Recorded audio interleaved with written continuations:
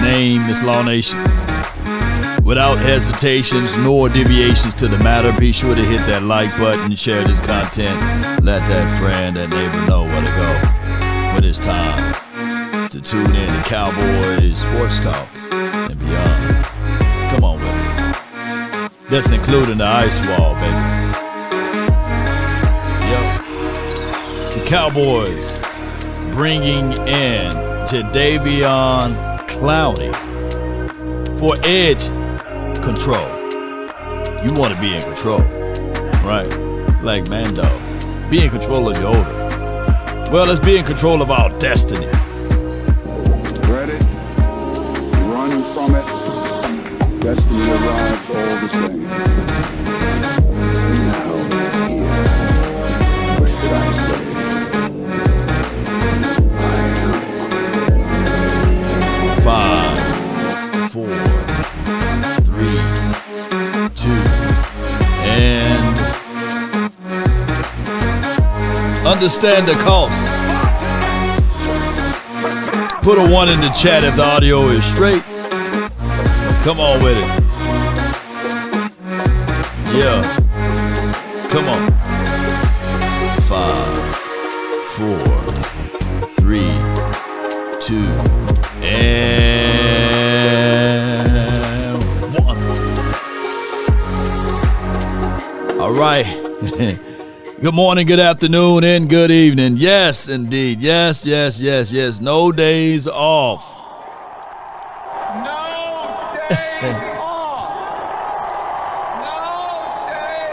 No days off.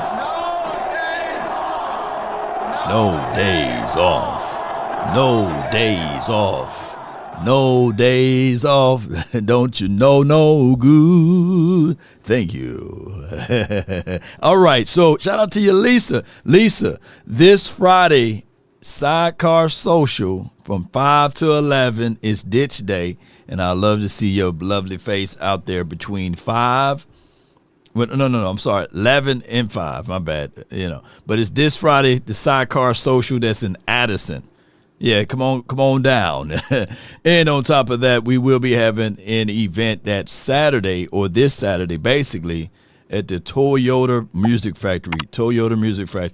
Sam Williams will be in the building, so I want y'all to come on out. Speaking of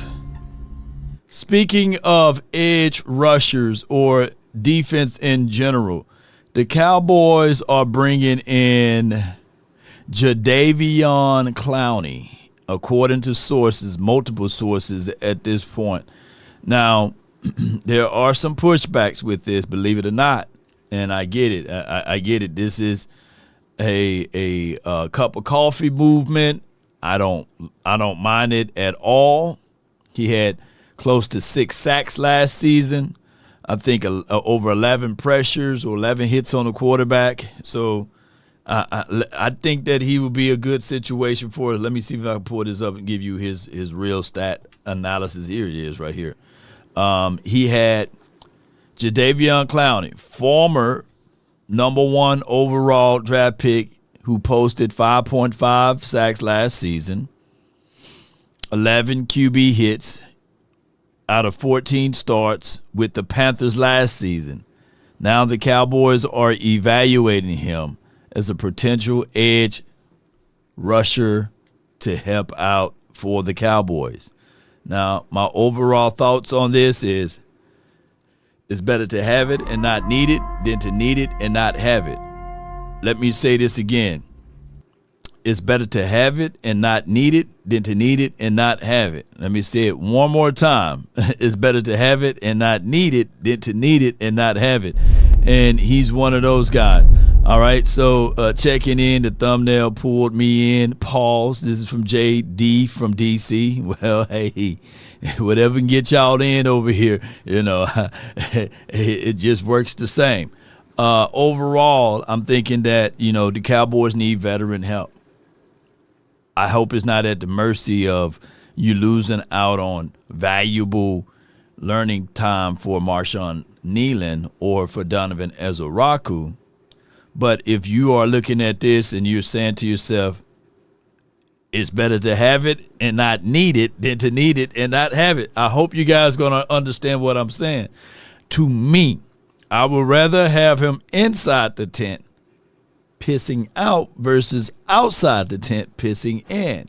And what I'm telling you guys is that we still have Peyton Turner on his roster. We got a chance to see him at camp, at practice, and it wasn't much to see, right? We was like, come on, man. You might well give my dog Trill a shot at this, or Bear 24, right? Look at Mel. You know, might as well give them a shot at this, right?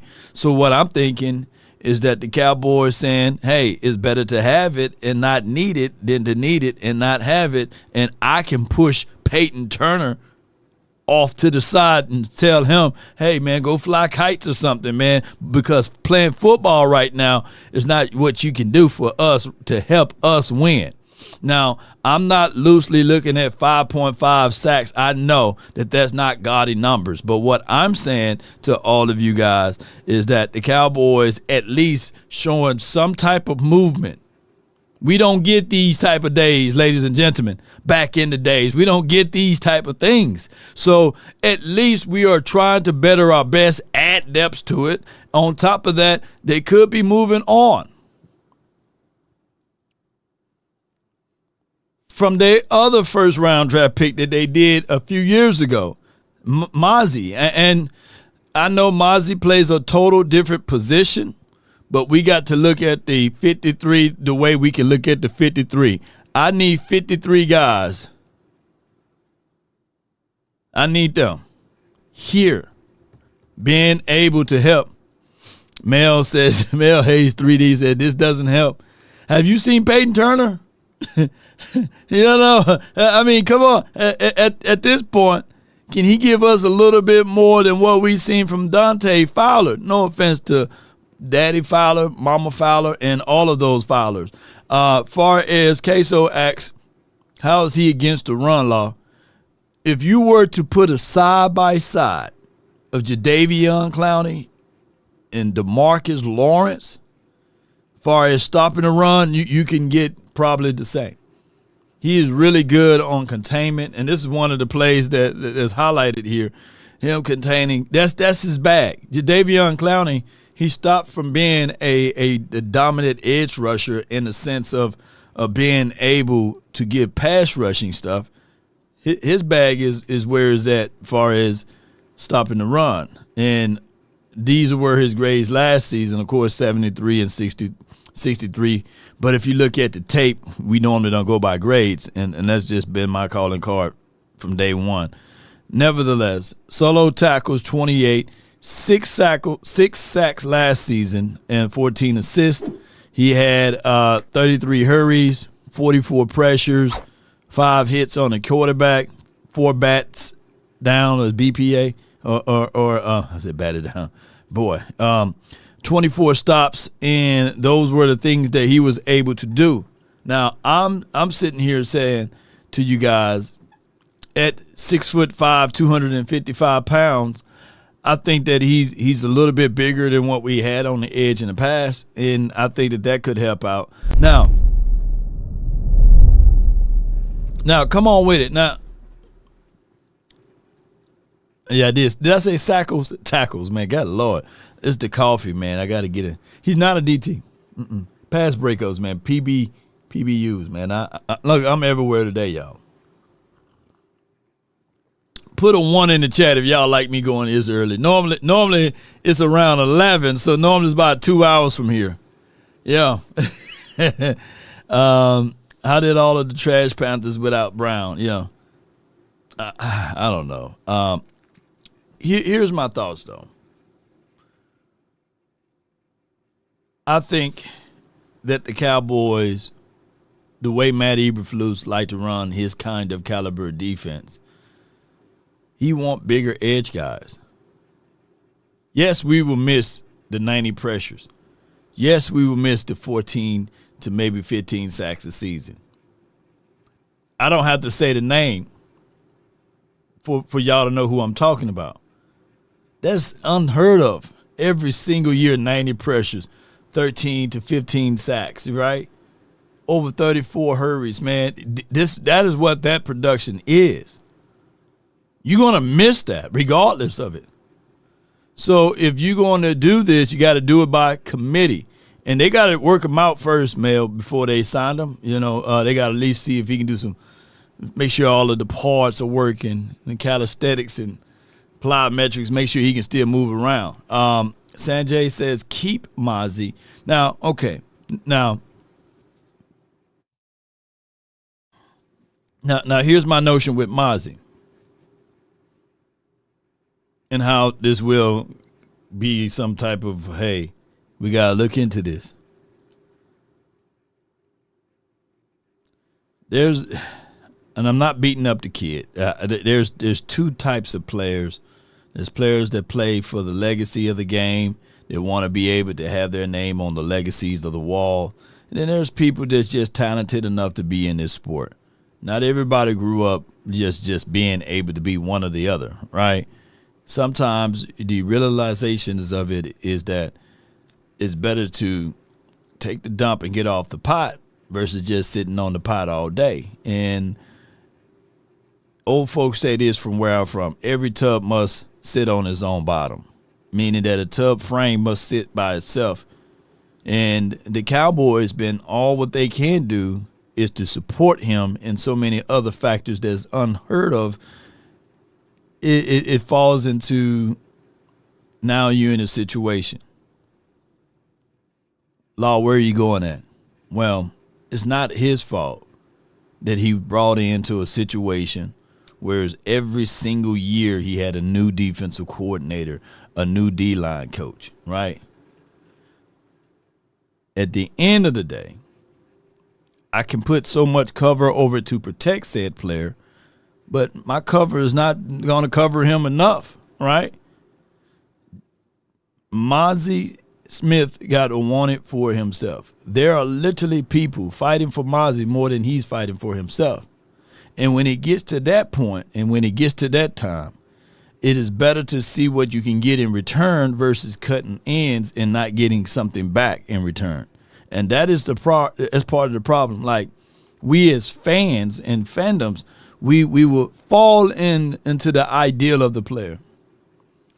And sometimes, and this may not hit you guys right now, but it may hit you to maybe 10 to maybe 15 years from now. Sometimes you got to mourn the ideal of the thought of the person that you thought you was going to get. Meaning that person that you thought that was going to be this particular ideal, you have to mourn the loss of that. That person don't even exist. When I say you got to want a thing bad enough to go out there and fight for it, to work day and night, to give up your time, your peace, and your sleep, that is what not everybody is willing to do. And unfortunately, 58 for us is not that guy. So Cowboys, if they are wise, they'll go ahead and cut bait and move on. Now, this doesn't mean that this is the end of the road for Mazi, but this could be a situation whereas he go to another organization, another platform, whereas he's embraced, whereas he can develop. We threw the big boy in the deep end and said, hey, swim. Everybody was drowning. The person next to him was drowning. Shoot. So, and that's what the Cowboys D-line been looking like. And the responsibilities, we haven't fixed that until now when we got Kenny Clark. And Clark is really good. I like his skill set. Laterally, or what he could do on that LOS, being able to push that pocket back a little bit to move quarterbacks off their marker. Mazi will fit good with another team scheme. Yeah. I mean, to be fair to Mazi, if we kept Mike Zimmer for another year, oh yeah, it would have been working well for him. But these are two kinds of caliber of defenses. This defense is predicated similar to what Dan Quinn likes to do. This is an attacking style defense. Shoot, get upfield, keep your pad levels low. Low man wins. And, hey, you want to stop the quarterback. You want to stop the running back. So that's why his edge guys are bigger. You're going to see more of you know who would have fit this system really well? Chauncey Golston. We're going to see him this week. I hope he don't do anything crazy out there on the field, right? He's a backup over there at Giants. Chauncey Golston would fit really well in this system. But I don't blame the Cowboys for looking around and cutting ends. Just don't hold on to them too long. Sometimes you got to prune the tree. Yeah, I know y'all know I'm talking some old school stuff, but pruning the tree is a real thing. Cut those loose ends off and you grow better. And you bring it in Jadeveon Clowney. Now Sam Williams is looking at this thing like, damn, I'm in a contract year. I can't even get a hangnail. I got to perform. I got to go from here to here if they do sign Jadeveon Clowney. Donovan Ezaraku, Marshawn Nealon, they looking like, man, they brought an old head up in here, man. They brought an OG. Sanjay states, Clark and Osa ain't enough for playoff football. If you let Mazi go, then replace him with a better DT/nose tackle. I think that's what they're going to attempt to do. Sanjay, that is very calculative or very a situation whereas right now Clark, Jay Toya, those are your interior guys. Perrion Winfrey, he's your other interior guy. Solomon Thomas, he's your other interior guy. I agree. I think we need another 330 guy, 340 guy. But if you like what Jay Toya was able to do against the Eagles offensive line, he didn't play terribly bad. He didn't play terribly good. Nevertheless, he get to go into now a better situation. He don't have to go. Look, we going up against some scraps now. Granted, I'm not sleeping on the Giants. But let's be real. The Giants O-line ain't close to what we faced week 1. I would not be surprised if Kenny get 2 sacks. I would not be surprised if Jay Toya get a sack this game. I would definitely not be surprised if Marshawn Nealon, Donovan Ezaraku, Sam Williams get something going with or against the Giants this week. I would not be surprised. Solomon Thomas, yeah, he definitely not Solomon Temple. But Aaron Whitecotton like what he brings to the table because he worked with him before. Familiarity is a major thing. Ford says Clowney is washed up. I feel you on that. I'm not finna fight all day about this Clowney thing. It goes back to it's better to have it than not need it than to need it and not have it. Meaning that even with his washed up self, give me some of the washed up productions. Give me 5.5 sacks. Give me that. Give me some of this. Give me 11 QB hits out of 14 starts.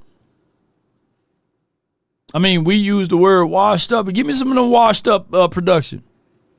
Because I can tell you one thing. Last year, Law didn't give us 5.5. Nealon didn't give us 5.5. Ezaraku wasn't here. So give me some of those washed up stuff, man. And here's the other part. I'm not asking Jadeveon Clowney to be the end-all be-all. I'm looking for him for depth. That's another thing that we got to stop doing here, Cowboy Nation.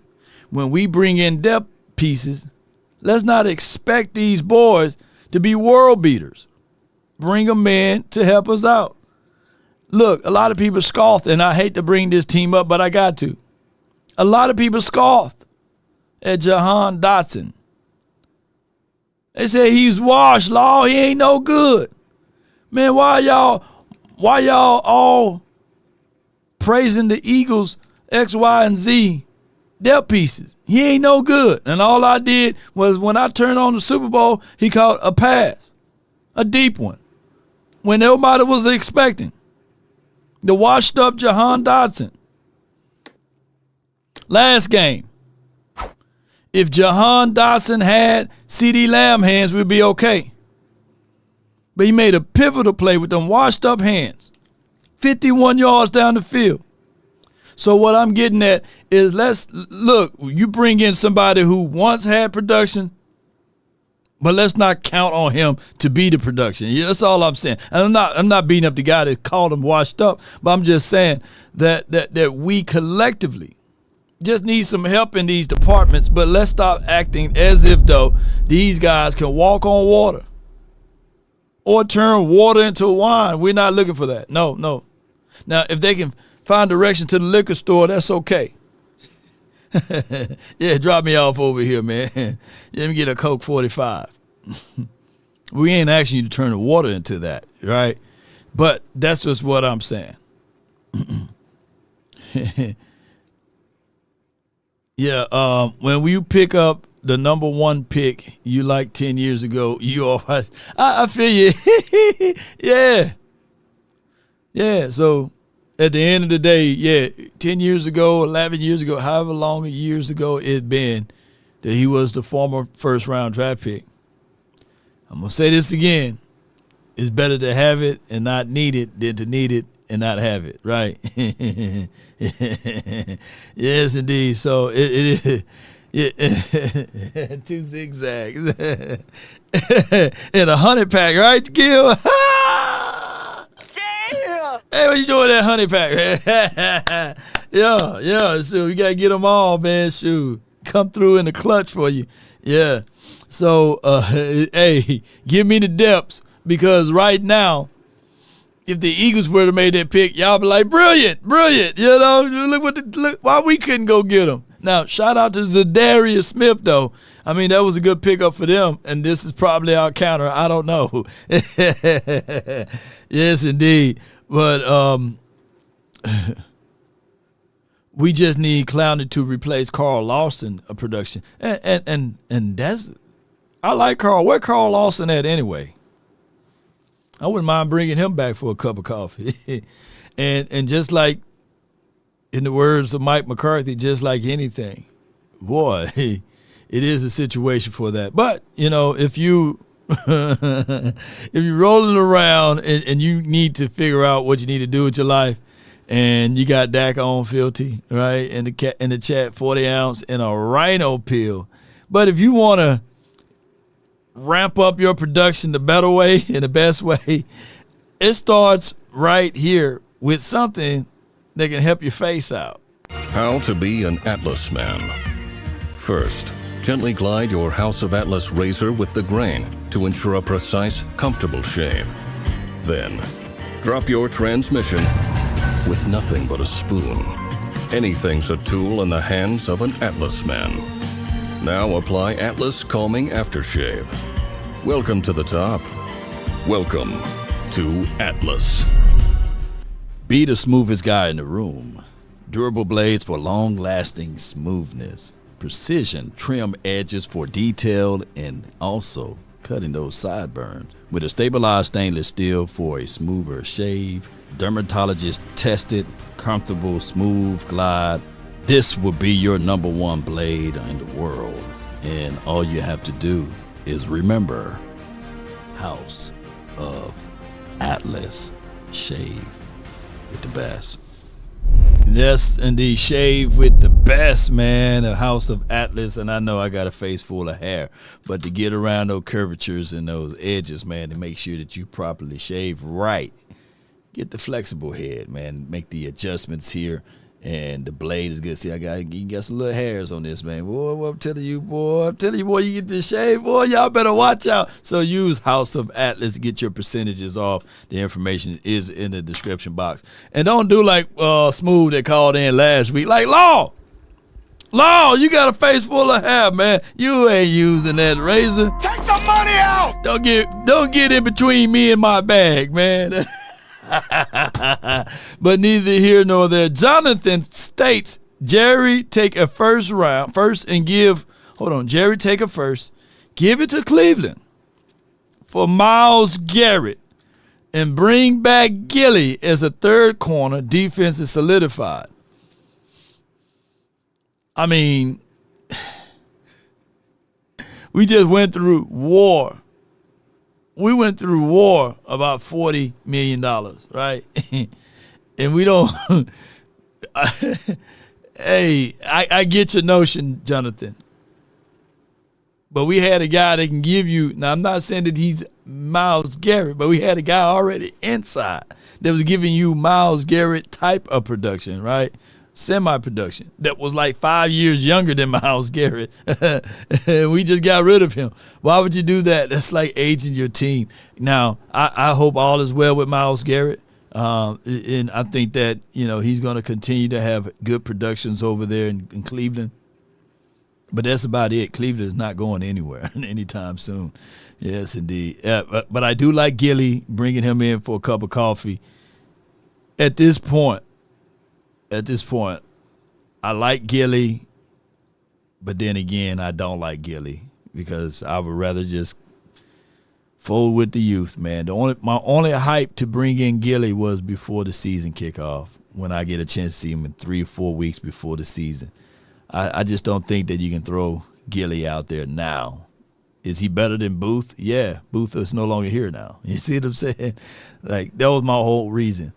Clowney is a perfect match for the Cowboys. Hey, man, you are too, man. You say if you entertain the circus, if you entertain the clown, you're part of the circus. However that saying goes, and you entertaining us. I really appreciate you, my guy. Clowney, boy, is a one-hit wonder. All right, so let me get this straight. If you in favor of Clowney, put C in the chat. If you don't want Clowney, put a 0 because I need to know where y'all are at. Jay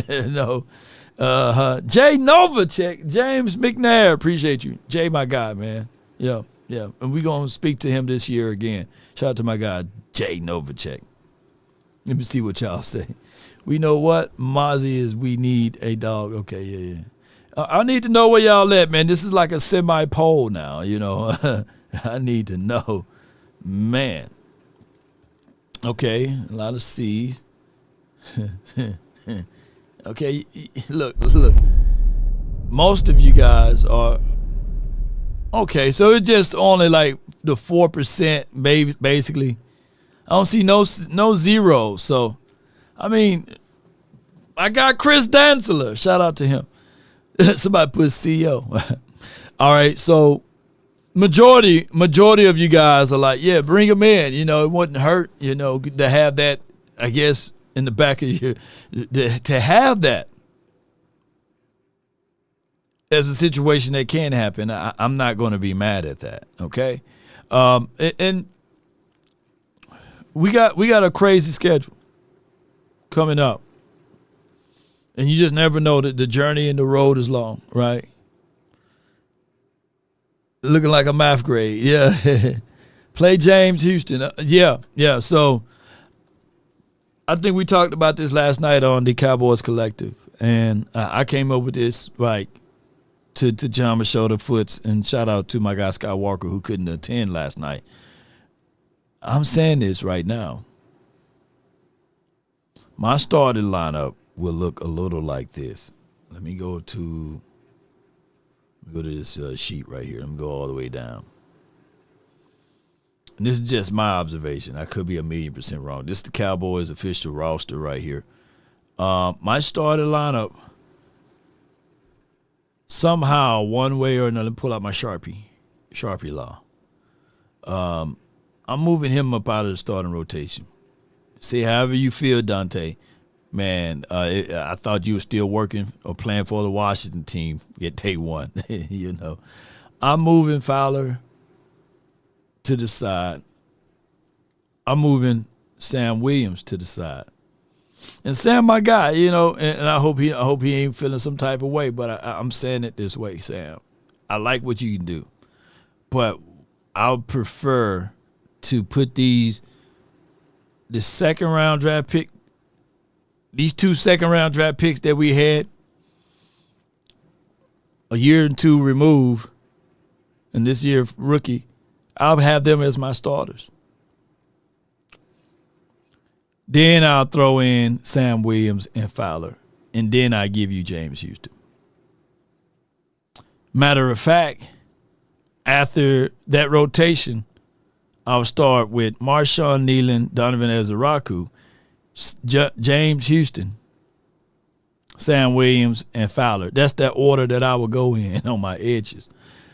If you add JC,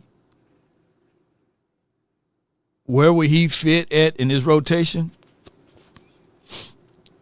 I haven't seen him yet. But I'm looking at it like this, ladies and gentlemen. I think he'll give you a little bit more right now on helping out on stopping the run than Dante Fowler. That's just my notion there. You know what I'm saying? And that's the way I'm moving with this. If you're gonna be a healthy scratch, I'm figuring out ways to move on from him. I know we've been talking greatly about him, but there's no way that I let a third team guy play more snaps than me, perform better than me, and I'm sitting out here on the outside looking in. So what I'm getting at is that we got to move on from Mazi. Unfortunately, and it hurts, man. It hurts, man. It was a former first-round draft pick, man. Yeah. Todd Church says, easy, not ready. I play easy now, so he will be ready in December. I know people say Cowboys don't play football in January. Get them ready now. You got to get them ready now, ladies and gentlemen. Why? Andamanium, Trill, Ashley, that's in the chat.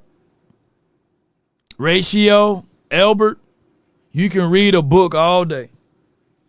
Yeah, what that book say? What that book say, Law? Yeah. Here you go. You can read a book all day. Yeah. And this book teaching you how to swim. And it says, go like this and go like that. Go with this and go with that. And you could be an expert teak in that book. Yeah, you can know everything about that. Hey, man, I got a bachelor's degree and a PhD on how to swim. More, I can backpedal, backstroke, everything. Baby, y'all better watch out. I can swim up under the water better than a fish, according to this book, because I know everything on how to swim. But, baby, when you get in that water, all what you learn about how to swim don't mean S-H-I, you can put a T in there. Meaning that I'm saying this is that Donovan Ezeraku can't learn how to play on the sideline. He going to have to get out there. He can be in all of the meetings. He can be having a perfect attendance. But until he get off in that water, that's where the real determination. There's a lot of people who got a lot of book smarts. There's a lot of people who can get in front of this mic and talk a good talk. Put them out there on the field. Shoot. Put them out there on the court. Put them inside the water. Yeah. They going to learn today. Water is wet. Oh, my gosh. This water is wet. I was just reading about it, right? Shoot, the water was what the water would do to you. Swallowed up. Yeah, that water will swallow you up. All of that stuff you learn in them classes, it don't mean nothing. And that's what the world don't teach us. The world don't teach us at all. It prepares us. Because the school try to teach you and then the world is going to prepare you. Yes, indeed. There's a lot of people with PhDs, bachelor's degrees, and telling you paper or plastic. Yes, indeed. Paper or plastic. You want me to double bag this one, sir? Aisle 9 need to be cleaned up. They got all of these doggone degrees. Can't help them out at all. All right, but neither here nor there. Let's get this show going. I really appreciate each and every last one of you all. I don't want you guys listening to me and fooling around and falling asleep. But if you do, I want you to dream of this. Sleeper is the #1 fantasy sports app. It pays to know sports. Pick more or less on top players. Your first pick is on us, so start winning now. Play in Texas, Georgia, Minnesota, and 27 more states. Pick anytime across all sports, pregame or live. Over 10 million players are already on Sleeper. Make your picks count.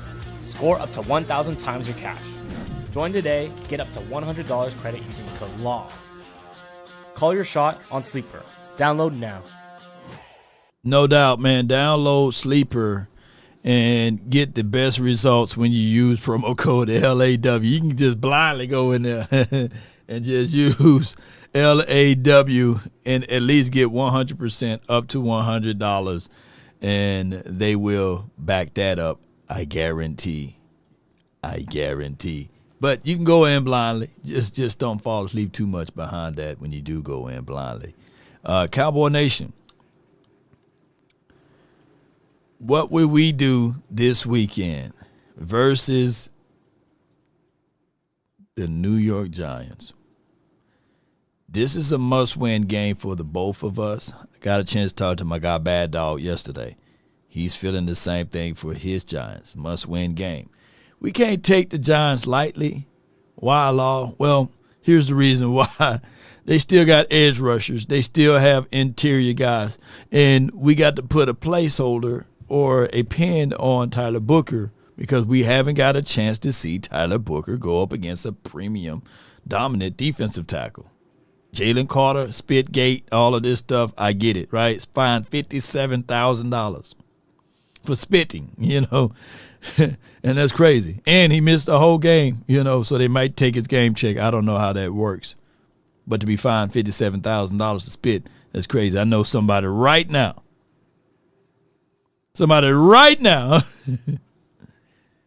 said, man, if it was just a $7,000, that would set them back for 2 years, man. Hey, man, I got a $7,000 fine, man. They're going to take me back 2 years. But $57,000 is a lot of money. But not to be long-winded with it, Dexter Lawrence, D-Law, their version of D-Law, not going to call out his nickname. He's a premium defensive tackle. And if we can continue to run through A-gap and B-gap behind Tyler Booker, BB, they pull Tyler Guyton to get in front of some stuff, boy, we going to be on our way. You can't tell me nothing. Yeah. Yes, indeed. So what I'm saying is, that's somebody, Blue Virus said, that's somebody's brand new car. Yeah. And they still making payments. On a $7,000 car, they making payment for 7 years. He'd be like, God, dog, what kind of car that is? But neither here nor there. Speaking of cars, well, we rolling today, baby. Speaking of cars, if you've been in a wreck, somebody reared end you, T-boned you, right? Y'all know where I'm going. Y'all know where I'm going. If somebody get the news of Jadeveon Clowney is attending Dallas for a workout, tryout, a cup of coffee, and they don't like the news because they know we about to get better, and they get to swerving, and they hit you. Let me tell you who you need to call. It starts from the first phone call. Most of the time, you're going to talk to Gene Burkett, a 30-year partner. You're not going to talk to some employee that just got put on the phones that day. There are things that are so crucial, especially if it's a cataclysmic event, to have our experts get out and look at the vehicle, witness statements, photos, the whole thing. Call Frenkel first. Chosen by the people, feared by the insurance companies. Call Frenkel first. That is 214 or 8.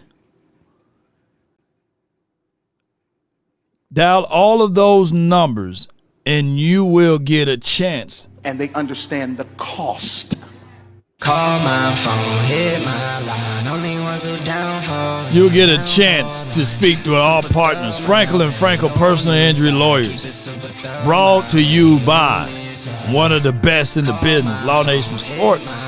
Keep this on your mental mind set, ladies and gentlemen. If you can't dial that number, be sure to reach out to FrenkelFirm.com, baby. Come on with it.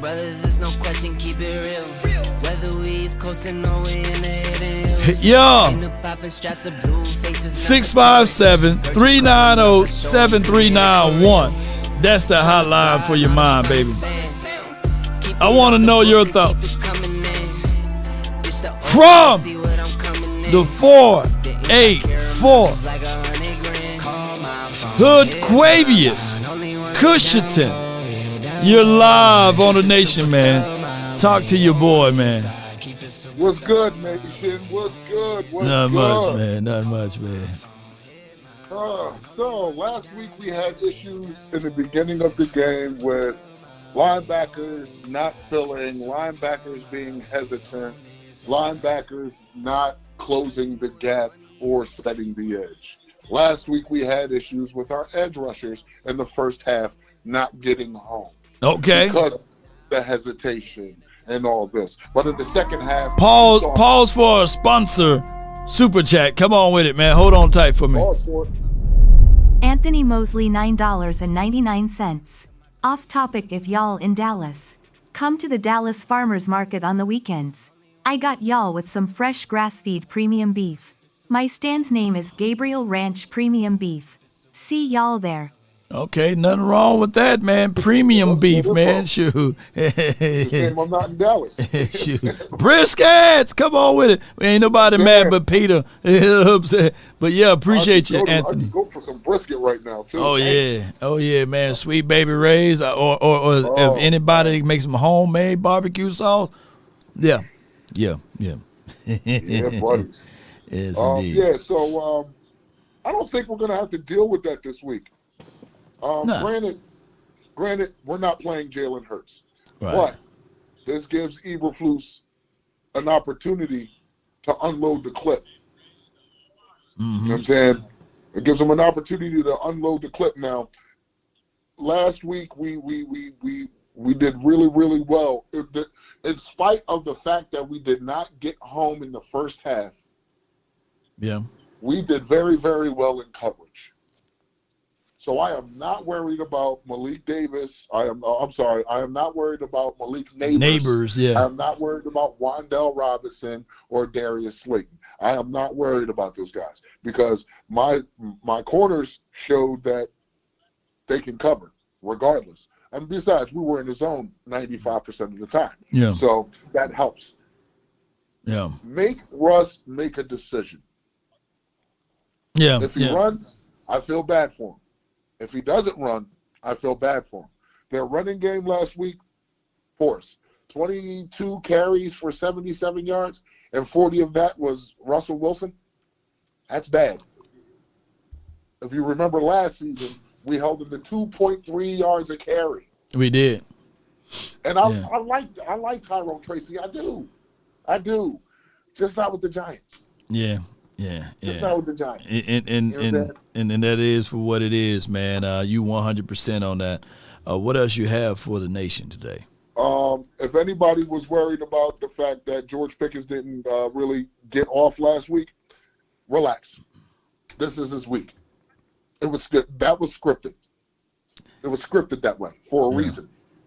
They roll coverage to him anyway, so it was scripted that way. It's going to be a different game this time because we're not facing the Philadelphia Eagles. We're playing the midgets. But that's my time. Yeah. It's your boy Hoodie Kush with the Basement Boys. Law, you keep doing God's work, you heard? Appreciate you, man. Hey, y'all be sure to check out my buddy, man. He always bringing the great information over for the Nation, man. That's Hood Quavius Cushington, man. With that being said, listen to this right quick. Feeling good. Definitely wanted to win. There's no moral victories in this sport. So we trying to do whatever we got to do to get to 1-1. How'd you kind of feel just like your acclimation came in? Obviously, it was a quick turnaround 1 week, but how'd you feel you acclimated to a new defense and all that?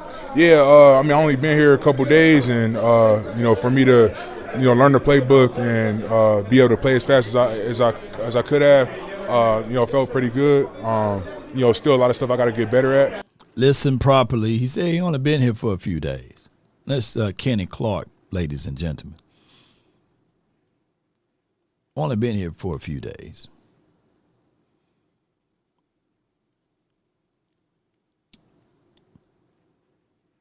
If you like what we were able to do week 1, just know it's going to get better.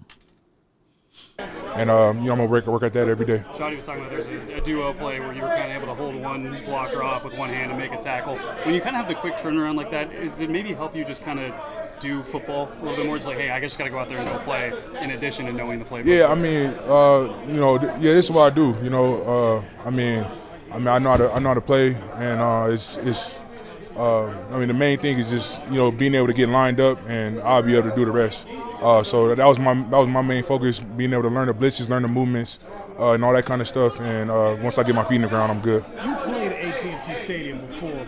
What do you anticipate getting ready to go for your first home game here? Man, I can't wait. I know it's gonna be rocking. It's gonna be a great divisional game, and a game that we definitely need. So I know the crowd is gonna bring it. This is another thing that we had to quantify. I love saying that, quantify. It is learning the rhythm and the movement of the people you down in war with. Him next to Osa should better Osa, and him next to whatever edge rusher that's going to be on his opposite side should better help that edge rusher. But they got to build that continuity and rapport. One of the things that I like to bring up will be even with the linebackers. I used to marvel at Jurassic Park, and we never know how these dinosaurs really act, or even if they really exist. But the Raptors were very crucial in their storyline, because when they was talking about dropping these people off, I forgot what Jurassic Park 1 or 2, and they said, we can either drop you guys on the outer edges of the island, that's where your smaller dinosaurs are at, but when you get inside the middle of this island, that's where your bigger dinosaurs are at. But the smaller dinosaurs are very creative. They're very smart. They communicate, because that's how they survive. And those raptors, they know how to communicate with each other, and they know how to fit the hole. They know how to attack as one unit, and they know how to disguise their looks. So what I'm getting at in a roundabout way is that once these youthful linebackers get into the flow of things and understand where Kenny Clark is going to be at, understand how Osa is going to move within the confines of B gap, A gap, baby, we're going to be okay. Oh, yeah. That's why I like Kenny Clark, because now you don't have to worry about him. You don't have to worry about Osa to that degree. Our two guys inside should be a whole lot better than what we've seen in the previous years. So next question here. Division game here. You definitely don't want to go 0-2 knowing you lose the 2 division games you have to play. Yeah, our goal is to be 1-1, by the end of the week. And, we start off 0-1 in the division, and we can't get 2 games behind. What challenges is Russell Wilson presenting?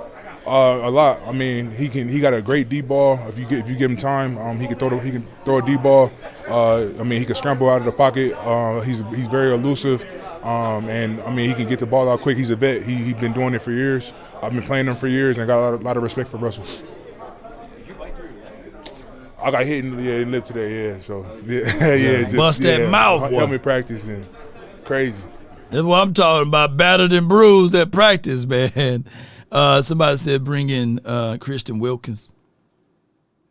I mean, let's be real with this. And I know he's zesty, and I get it, and if you bring in Christian Wilkins,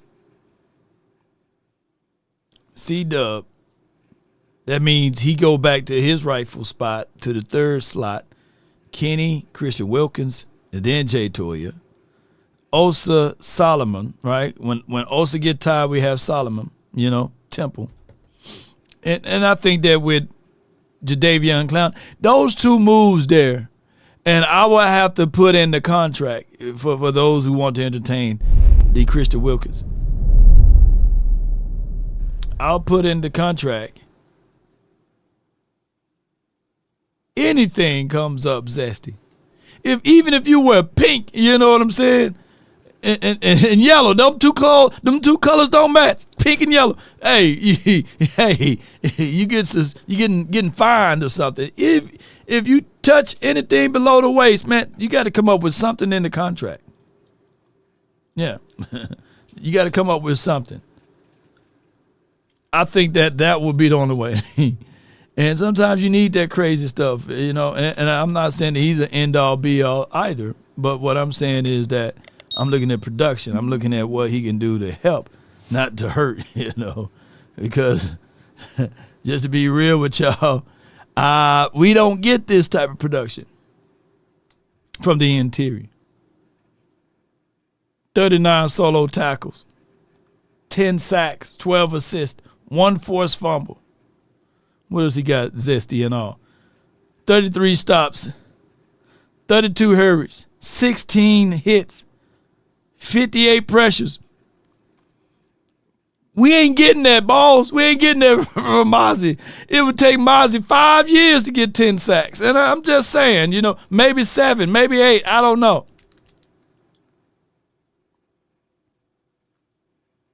We haven't had this production since Jason Hatcher was here.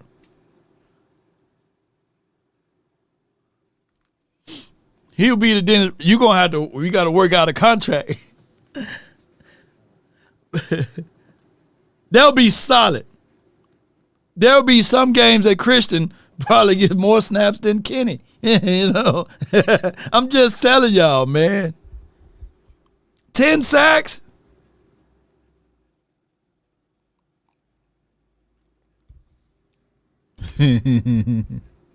Spitgate, it'd be a whole nother stuff that we'd be talking about. Hey, who juggling my balls, man? How was your first time lining up next to Osa in a game, and how do you feel like your guys' chemistry in game? Osa is beast, man. He's elusive, explosive. So to get a chance to play with him, it's been awesome. I know we're gonna wreak havoc together. And limiting Saquon to around 60 yards. What does that tell you about what you guys can do in the run defense going forward? That's the name of the game. If we can stop guys from running the ball and our offense can keep playing how we playing, we're gonna be able to get up on guys and be able to rush the passer, and late in the games.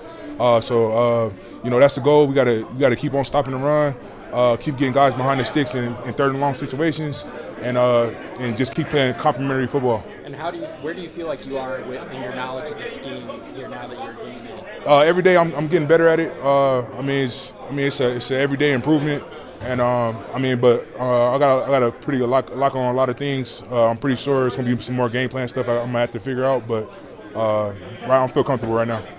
No doubt, man. I got a brother from another mother, man, who doing some marvelous things for the community and beyond. And he's in the VIP hot lounge right now. I got VIP from the 860. You're live on the nation, man. Talk to me. Lord, it's VIP, baby. Yeah, what's good, bro? Lord, first, let me get the business. Did you get your shout, Lord? Did you plug it? Did you clip it yet? Oh, man, I didn't clip it yet, man. I saw the news of Jadeveon Clowney, and I jumped here. But, man, somebody else reached out to me and said, man, Law, I heard you get a shout-out, man. I think somebody gave you a shout-out on the Breakfast Club. You know what I'm saying? And I was like, what? Lord, when I told you I got you, Lord. It's real out here. I know, man. I appreciate it, man. I'm thanking you in advance, man. I'm grinning ear to ear. Can't wait to clip it, man, and post it all around the world, bro. Lord, it's all love. But, Lord, when I saw this Clowney, really, Lord, it's like, Lord, me and Charlamagne was talking on the Breakfast Club, and we talked about our emotional billion-dollar owner who makes emotional decisions based off of part-time emotions. Right. Something I preach to my children. And Lord, we're sitting here going to get her like we're living in Friday, Lord. Peanut butter, no jelly. Cereal, no milk. Pass rush. Why are we looking for a pass rusher when we had one, Lord? I mean, Lord, am I going crazy? We got somebody to stop the run. Right. We didn't have to give up the pass rusher. Now we're looking for the same pressure that he's applying elsewhere. We're looking for it here. I watched that goddamn quarterback from Philly run around, and I'm saying in my goddamn head, I know that wouldn't happen. Yeah. So now we're searching for something we gave up. It just don't. You got to make the math to me, Law. I know, man. My only thing is with this, you know, and I know who you're talking about, right? I ain't even saying his name. I love him. I'm not gonna say his name because he's not on my team, and I ride for my team, Law. Yeah. I feel you on that, bro. So now we got to go get scraps, Lord. Now we shopping at Five Below again, Lord.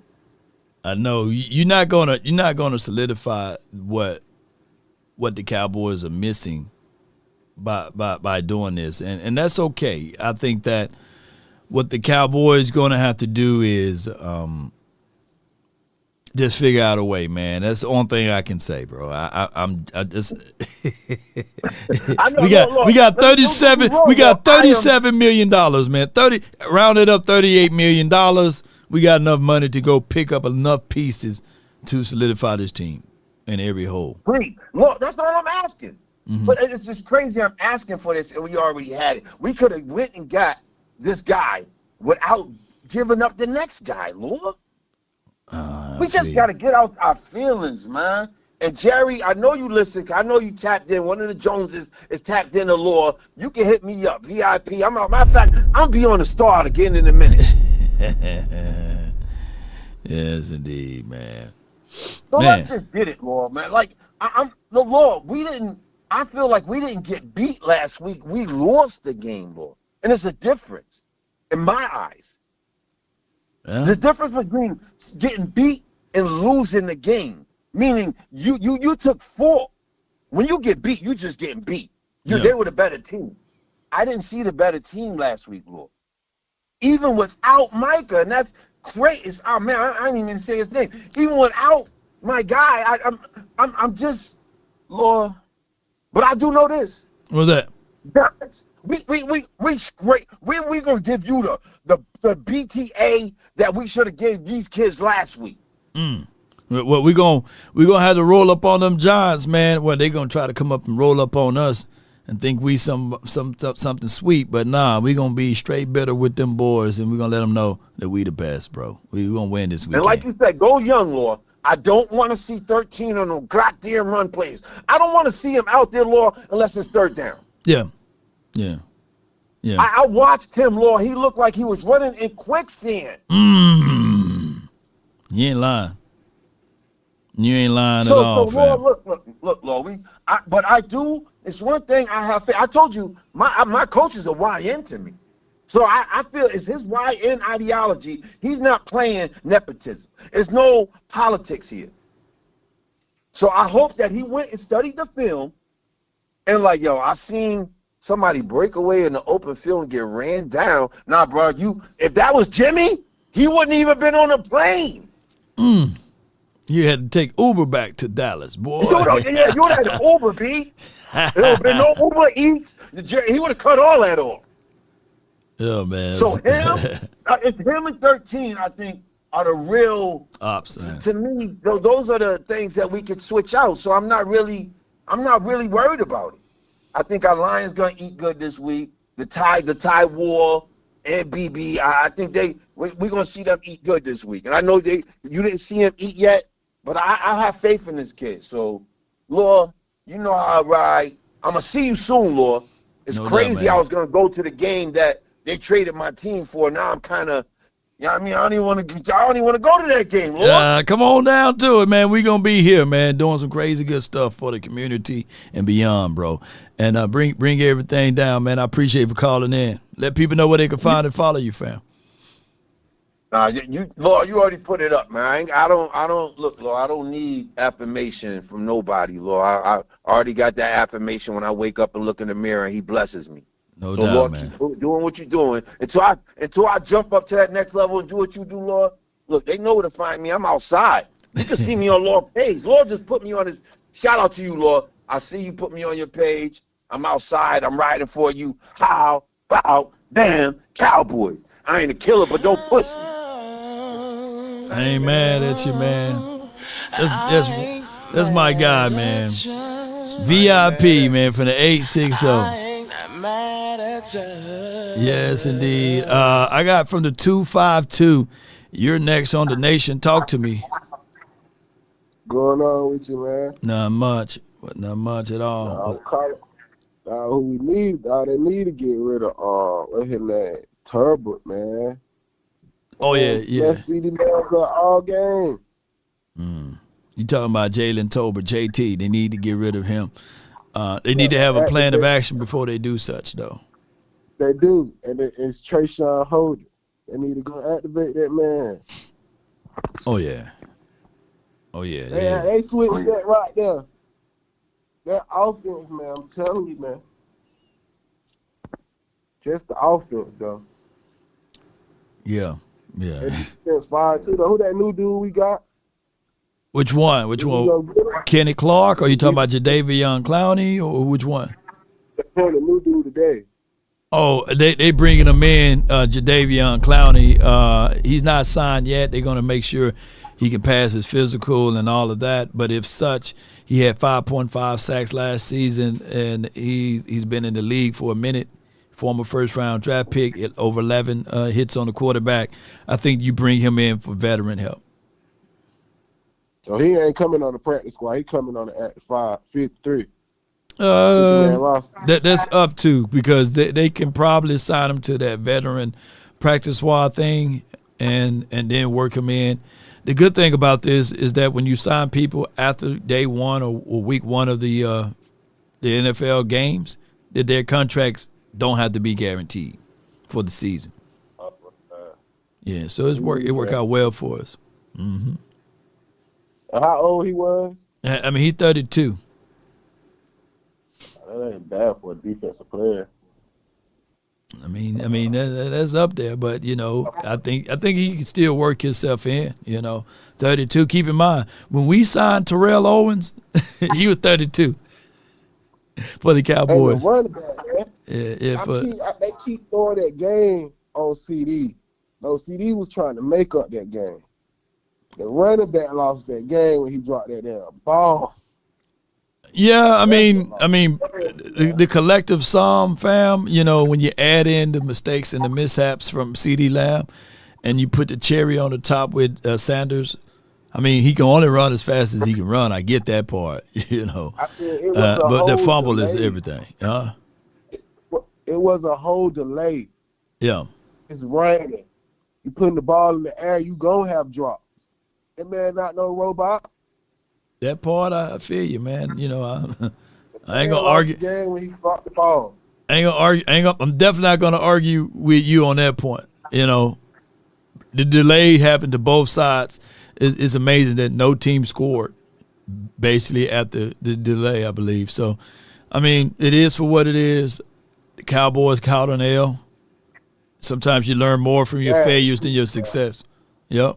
But in closing, what else you got, fam? But in closing. That's all I have for you right there, man. About the Cowboys. How about him? Let me lock you in, man. What's your name, fam? Taquan. Taquan. Thank you, man, for calling in. That's Taquan. Y'all put y'all hands together for Taquan. Yeah. Sometimes you learn more from your failures than your success. And if I can hear somebody right now, 30 years of failure, Law, 30 years.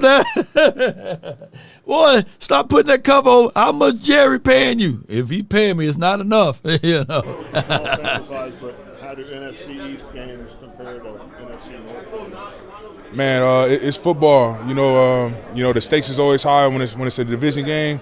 I mean, the game we just played, it was definitely a physical game, and I expect nothing less coming in this week. Over the years, Russell Wilson's kind of been a scrambling quarterback. Facing Jalen Hurts, he was able to get out of the pocket and run on you guys. What do you feel like you can do to improve in that area going forward?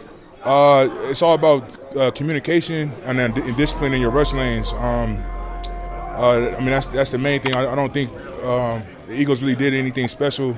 And, you know, at the end of the day, you can't beat yourself doing stuff like that. That's just beating yourself. And we got to be better, you know, in all phases. And it starts with us as a defensive line communicating and being disciplined in our rush lanes. Do you feel like that's an easy thing to correct? Most definitely. I mean, I wouldn't say it's easy. I mean, everybody got to hold each other accountable to doing it. And it takes every day, us coming in every day and pushing each other to do it every day. But as long as we communicate and we work together, you know, that shouldn't happen. Communicate, working things together. We got a super chat. Let me flip over and see what we got here. Duncan Wright. He says, come on, Law. You know Dak framed Jalen Carter.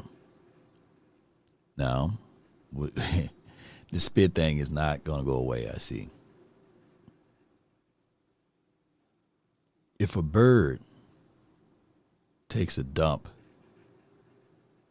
and it lands near you, right?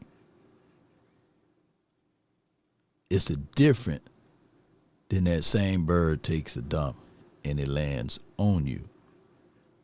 Those are two different things. Now, according to NFL rulings, if a team is in a huddle, another team player can't intrude in said huddle, right? That's just a common law, right? Now, if I'm in the huddle and I got to spit, I'm not finna spit inside the huddle because that's my huddle. I don't want to spit on my people, right? So if I walk to the edge and spit out of my huddle, there shouldn't be an Eagle player close to my huddle by nature and natural rule alone. And if y'all want to go back and revisit that video, Dak Prescott literally walked to the edge of the huddle, never gave eye contact to Jalen Carter, and spit. I'm from the South, man. I know when racist folks spit at you, you know. I know one thing about spitting, you know, but that's a whole nother conversation. If Dak Prescott was targeting Jalen Carter on spitting, he would have stared Carter down, because that's how you're supposed to do it if you want to be disrespectful with the spit. Stare him down the entire time and then spit in his direction. He never did that. He walked with his head down, looking over his shoulders of his offensive linemen and spit down. And then when he looked up, Carter pointed at himself and said, "Is that at me?" And Dak did like this. Just like any man. I believe any of y'all, if y'all got a pair of balls, any of y'all going up to war, I think y'all would have did the same.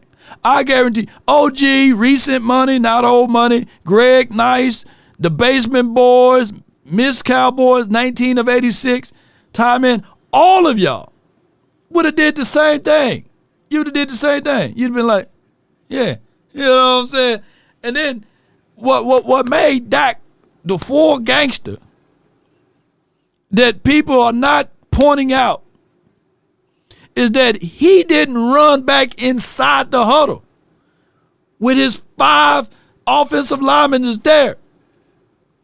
Dak then proceed to walk outside of the protection. Woo! He walked out of the protection and met Jalen Carter right where he was at, face to face. And he told him, man, come on, man. You think I'm trying to F and spit at you? Because he tried to be polite.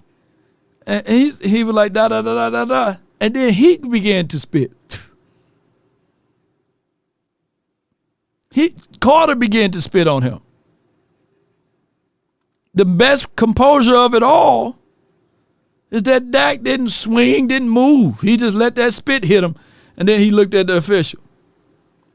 And some other kid with a disheveled face that was in the middle like, I don't know what to do, you know. So, no, all of those actions were all on Jalen Carter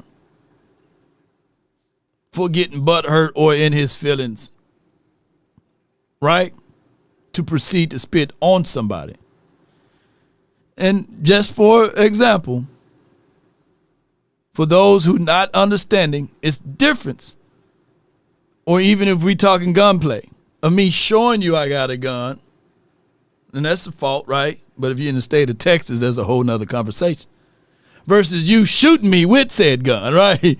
Look, what y'all asking, and I don't know if it's the bird brain conversation for those that's on the Philly side, is what y'all asking is for someone who's basically showing a gun should get the same crime of someone who got shot by the gun. I can't make this stuff up. I can't make this stuff up. Like, yeah, he showed his gun, but he shot him, so they both should do time. You know, I don't know where they do these rules at, you know. Yeah, so it is for what it is, and it's crazy.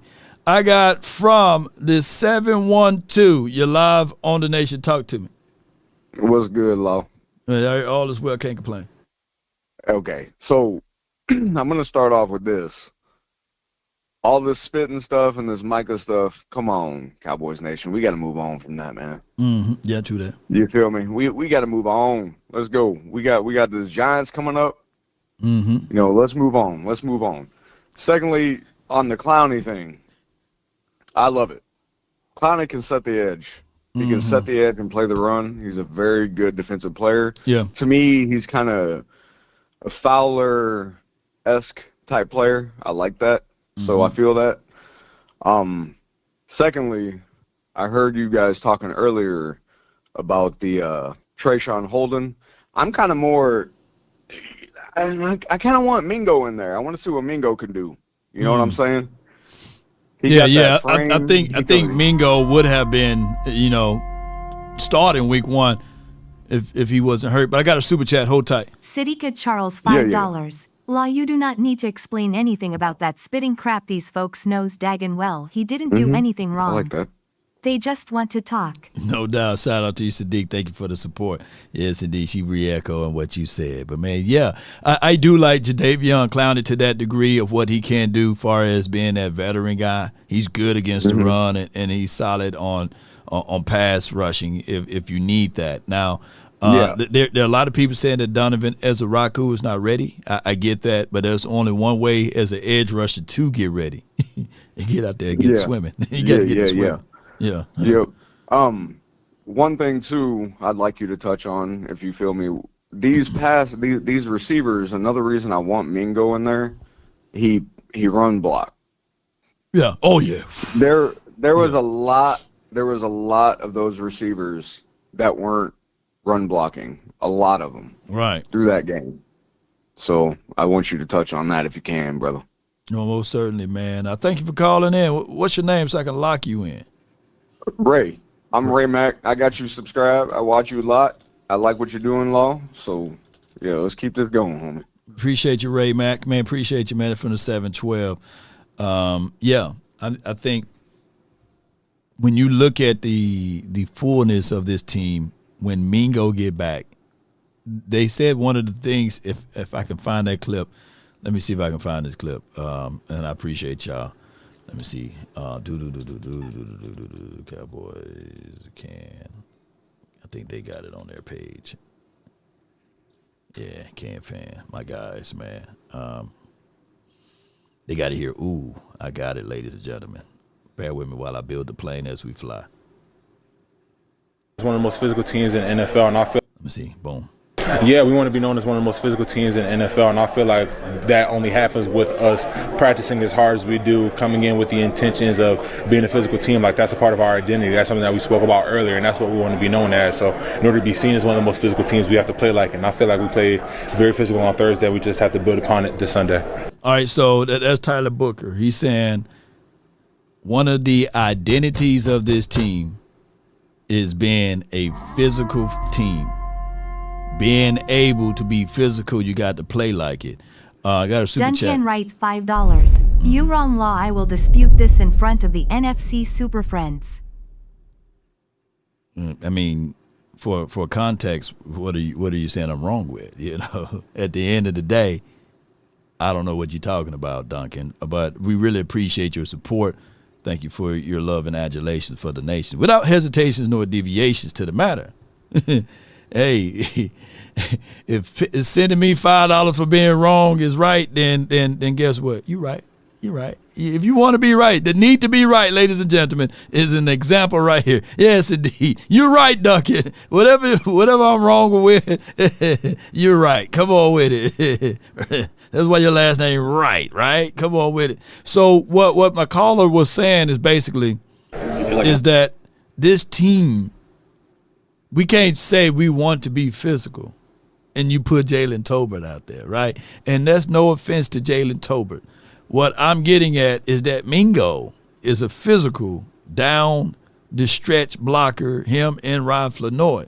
Now, if JT want to reclaim his fame, this week he better showcase us some physicality, because if the identity is being made and built right now, he need to be a part of it from those particular connotations. And the Cowboys, we can't be lackadaisy with this. So that's why I truly believe that in the hearts of hearts, that the information that I got was very accurate about Mingo and as well as with Ryan Flournoy. So JT, get your act together. That's all I'm saying. Boy, you're on a small rope here.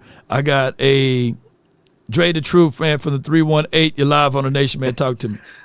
What's going on, Law? How Not you much. been? It's been a long time, buddy. Man, it's been a while, bro. Shoot, been a while.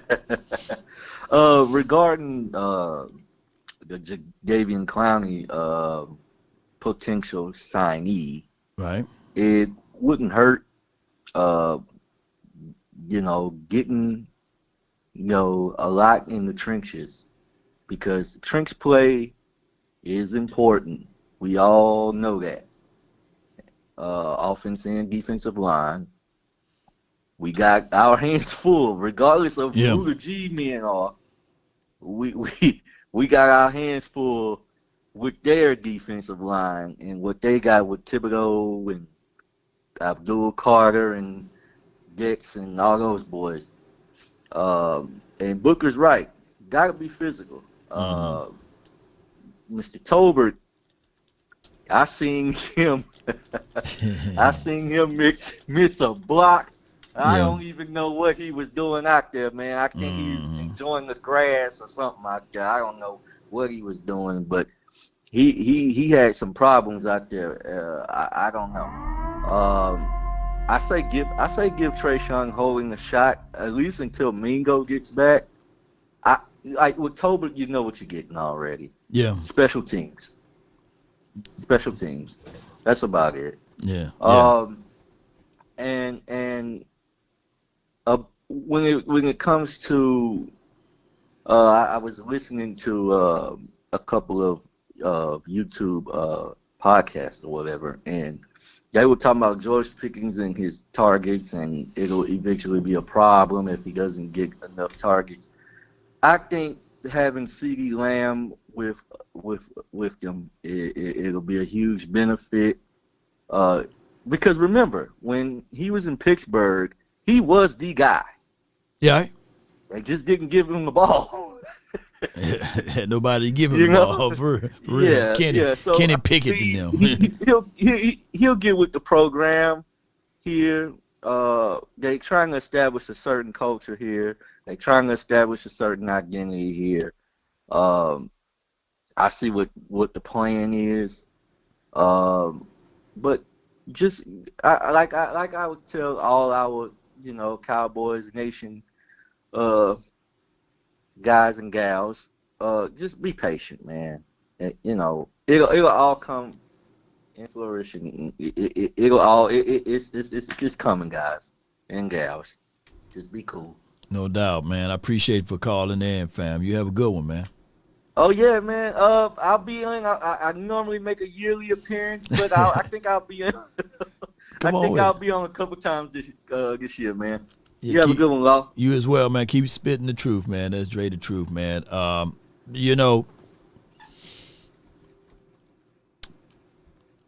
It will work its way out, and it's going to take a little time for us to see some of these things. But I could tell you that if they do sign something like this, and I know this is not like the 30-year-old Jadeveon or the 25-year-old Jadeveon. This is the 32 version of Jadeveon Clowney, right?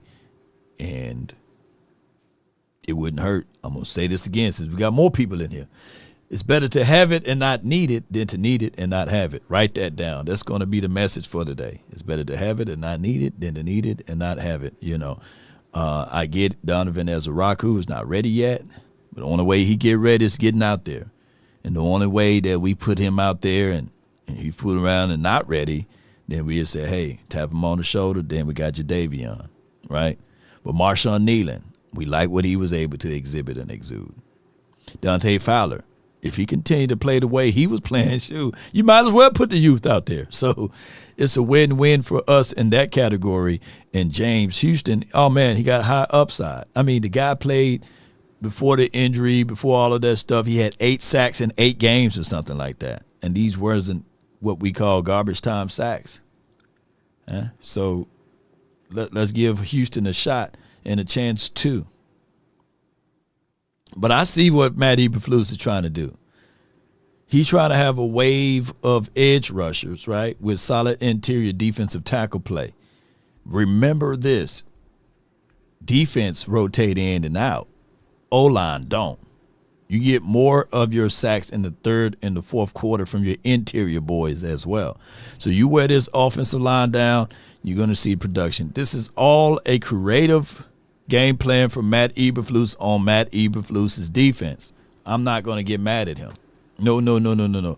Until he proves us otherwise. Keep in mind, everywhere Matt Eberflus been,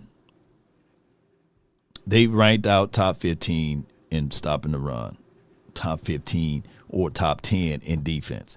Everywhere Aaron Whitecotton been, they finished out in top 10 as it relates to D-line on stopping the run and on defense. So my thing is, let the cake bake. We went up against the Eagles, who by far had the best offensive line and the best running back.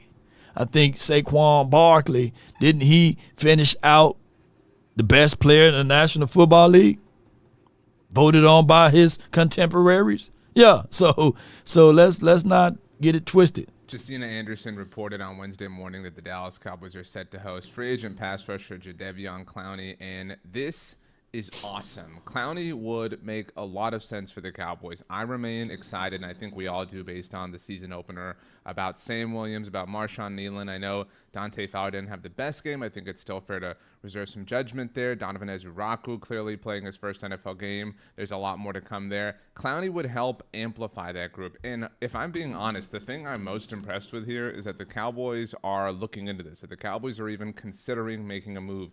Our biggest criticism, my biggest criticism, has been that they generally sit back and chill with regards to things like this. But the fact that they're already working on something, the fact that they've identified something after the season opener that they want to correct, they deserve some serious kudos there. So hopefully Clowney winds up a member of the Cowboys. Again, I think he would bolster a pass rush group that I still have a lot of high hopes for.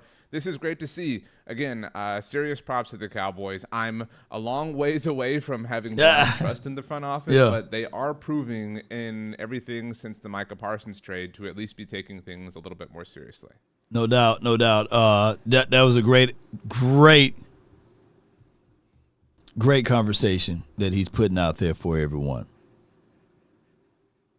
I mean, we that criticize the Cowboys front office when they don't make moves, we should also Give them a little praise when they do attempt to make moves, right?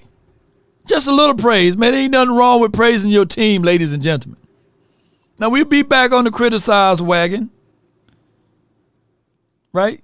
Nothing wrong with criticizing, critiquing, as long as it's balanced. But don't nobody, and I'm going to just be real with y'all when I say this one more time for those who need to understand and hear this. Don't nobody want to hear you whining all year. Now, it's okay to critique a few things here and there. But you don't move to Alaska and then just complain, why it's always cold, man? Why I got to always have this jacket on, man? It's too damn cold in Alaska. Get up and move. You don't come to Dallas and say, why is it never cold? Why is it hot? You in Dallas. That's what get me about Cowboy fans. Y'all go the whole year, 30 years, 30 seasons, criticize. That's what the Cowboys do. So the moment that they do try to do normal things, which is this, right, by the way, got to at least give them a little praise, right? There's somebody right now living in Alaska mad about that it's cold. I can't make this stuff up. You know, when it's going to get hot? Yes, indeed. I got the next caller from the 301. You're live on the Nation. Talk to me. Law Nation. What's good? Mr. Greg Nice, G Nice from the DMV. Shout I'm out out to here you, struggling with these Washingtonian fans out here, man. Hey, they gonna have their hands full this weekend. Hey, yes. I'm not trying to say that name, but man, that name better show up. That name better show up this weekend. It's all hatred in the blood from there. That don't leave just because you just left. You just got the place. Right. I want them to put so much on that doggone tape to expose what he's really is. And I'm talking about JD. I like him, don't get me wrong. You know what I'm saying? But I need for them to knock him up off of his high horse, huh? Yeah, he got his reservations too, just like Hurts. I mean, yeah. I'm not saying he's Hurts. He got the arm talent and he runs around, but when you blitz him too, he started looking down too. Yeah, so he takes it and run. I think that with him, and I was just watching it, I said, man, he's fluid on his run. You know, like RG knee, we knew he was going to eventually get hurt. I mean, he was like the wind blows so hard, he going to snap up something. Jaden Daniels the same way, but he's crafty. He know how to get out of bounds. Yeah. He know how to protect himself. But even though he's tiny, he know how to protect himself. But the one thing that I do like about Eberflus, because everybody says he just on his base defense. Man, after the break, it gives me confidence to see that he was willing to go outside of his box, which is blitzing Trayvon Diggs, who can't tackle a standing up dummy by himself. But at least he made the attempt to give a quarterback a different look. Yeah, that's what that I do like about this Eberflus defense. Mm-hmm. And then also, I've watched all these shows, and really nobody's touched. Everything is a low hanging fruit, but nobody really touched on the safety play. I want your thoughts on the safety play, because I think Malik Hooker and Dono did a great job last week. And you know Dono can't cover his kids up at night, but he held his own last game. So, but both of them were sticking their nose in the run game, and those gaps filled. I was like, man, why is really nobody talking about this? Because I know the low hanging fruit is everything, but I want your thoughts on the safety play. Yeah, Wanye was lurking for that Donovan Wilson job, but Dono ain't going away. Yeah. Dono is not going anywhere no time soon. And safeties, they are just like offensive linemen to a degree. If you don't mention their name, they're doing a great job, you know. And the way Malik Hooker was fitting, and he was our leading tackler in this last game, I think that that's a good thing for us. I think that we are so – this is one of the things that gets me a little bit. People forget about the the J.J. Wilcox days, right? Yeah. Do people fail to realize when the Jeff Heath of the world, like Jeff Heath was giving you, he's very volatile. He'll give you some spectacular INT. He'll give you a spectacular play, and then all of a sudden 50 yards down the field, right? and J.J. Wilcox, man, may he find a way to mess up a play. But when he hit you, it hurt, right? So so people fail to realize that Hooker and Dono been solid for us, man, to help us forget about those days. And similar to the edge rushing thing, and I'm not going to mention his name, but this is what our team used to look like back in the days. Whereas we didn't have that breakout guy that can give us 90 pressures, give us 13 to 14 sacks outside of the time when we had D-Ware was here, right? So now we going back to this bland defense, whereas there's no superstar to stand out that can make you an actual play out there that can pick six the other way, because people fail to realize that pass rush is married to good defensive back play, because you know for sure that ball got to get out of the hands within 3 seconds so you can play your defense and be ultra aggressive a little bit better, and you can play a whole lot better as a DB when you know for sure that quarterback don't have time, right? So exactly. So we may see a lack of production from Bland. We may see a lack of production from Diggs, but that's okay as long as we can figure out ways to stop the run and be solid. Yeah, I agree with you. I just wanted to hear your thoughts on it because really nobody's talking about it. But like you said, it's a good thing if ain't nobody talking about it. Yeah, it's a good thing. And then, Hooker graded out pretty well on all of his deals there. So now all we had to do is just wait and see how we can marry one week to the next. And I think that this will be a good week to see what our safety is going to do this week for sure. Yeah. And then lastly, Kenneth Murray, I know he had the baby and all that, but we put him on ice and he ain't playing the preseason for what? For what? Like, he's looking like the weakest out of the bunch. And that's saying a lot because Sanborn looked like he got bricks in his cleats. Yeah, the best thing about Sanborn is that he can fit his nose down inside, and that's it. Concrete blocks for feet. Getting attained by blocks and swallowed up inside. He's going to have to shed and disengage and beat his feet a little bit better to those spots. And unfortunately, the tape shows that he regressed in that spot. So the Cowboys got a lot of work to do, bro. Shamar and live out. That's all I'm gonna say. And I'm out, Law. Appreciate you, man. City Kid Charles, $5. Mm-hmm. Law, that has always been the issue with some of these fans. No matter what Jerry do, they will never give him credit. Too much hate for Jerry. SMDH. Yeah. You're right. And here's my thoughts on critiquing. Criticism is necessary. Constructive criticism, critical analysis is very necessary. Right? And I'm not saying that we shouldn't want the quarterback to perform and play better. I'm not saying that we shouldn't want the defensive guy to perform and play better, whoever it may be, coaching staff to perform better. But to just create that particular narrative and to just be on that for the entirety of the season, don't nobody want to hear that. Don't nobody want to be that, right? Immortal Legend, $5. The Mm-hmm. key to most games will be the offense not digging a hole for the team. That was a big issue last year. And that's a legendary super chat. Complimentary football. One of the biggest lies told to us was from Mike McCarthy. I want to be complimentary. Like naysayer, you wasn't complimentary. You wanted to win by passing. You didn't design no run plays since you've been here that gave the illusion that, hey, we're going to set this up for the next play. There was no counter. There was no jabs. So now we looking at Shotty from afar, and we sitting there like, okay, let's see what he can do. And remember, it's been one game. One game.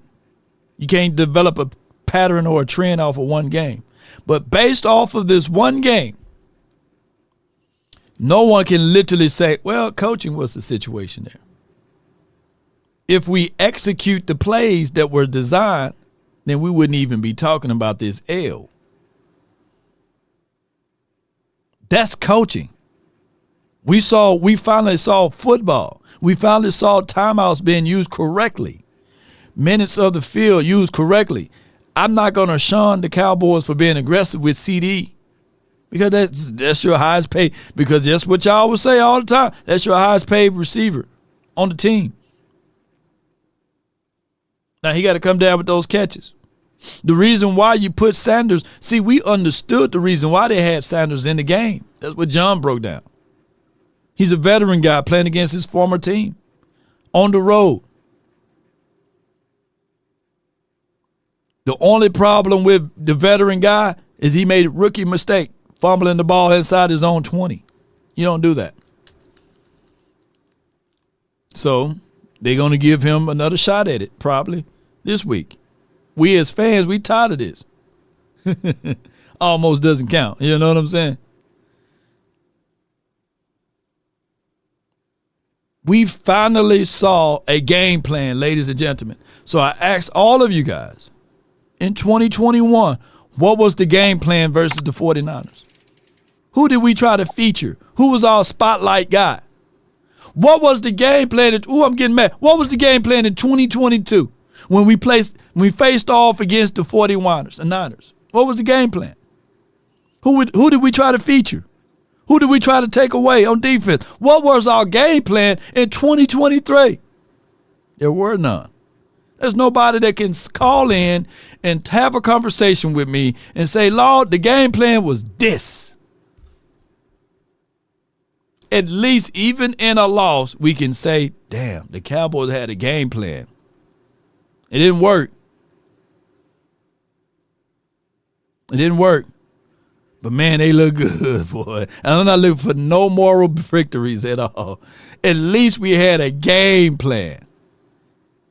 And a piece of me, I love it. Now let's execute that game plan better. Trip Ace says nervousness was the game plan. Well, my guy, he ain't lying. He ain't lying. Lokes, man, for the 469, you're live on the Nation. Talk to me. Yo, what up, Law Nation? How are you, man? Can you hear me? Oh yeah. I can hear you, bro. I can hear you. All right, great. Just my two beans, and I'll leave you be, man. One, I just want to say, Solly looked great. I mean, that offense looked great. It looked ready to roll. I mean, we started with 4, could have been 5 scoring drives if it weren't for that fumble or getting caught from behind, right? Good And observation. I don't know if y'all know this. 2024, we started off scoring the first drive. How many times, Law? Oh, my. I think we didn't score on our first drive, right? We scored on the second drive in 2024 against the Cleveland. And then from there, I think we didn't score on a drive in 4 or 5 games. In general. Yeah, in general. I don't even know. You got the answer for that one. One time. Wow. So, and shout out to Scott. He called it on his other show. But we matched that right away.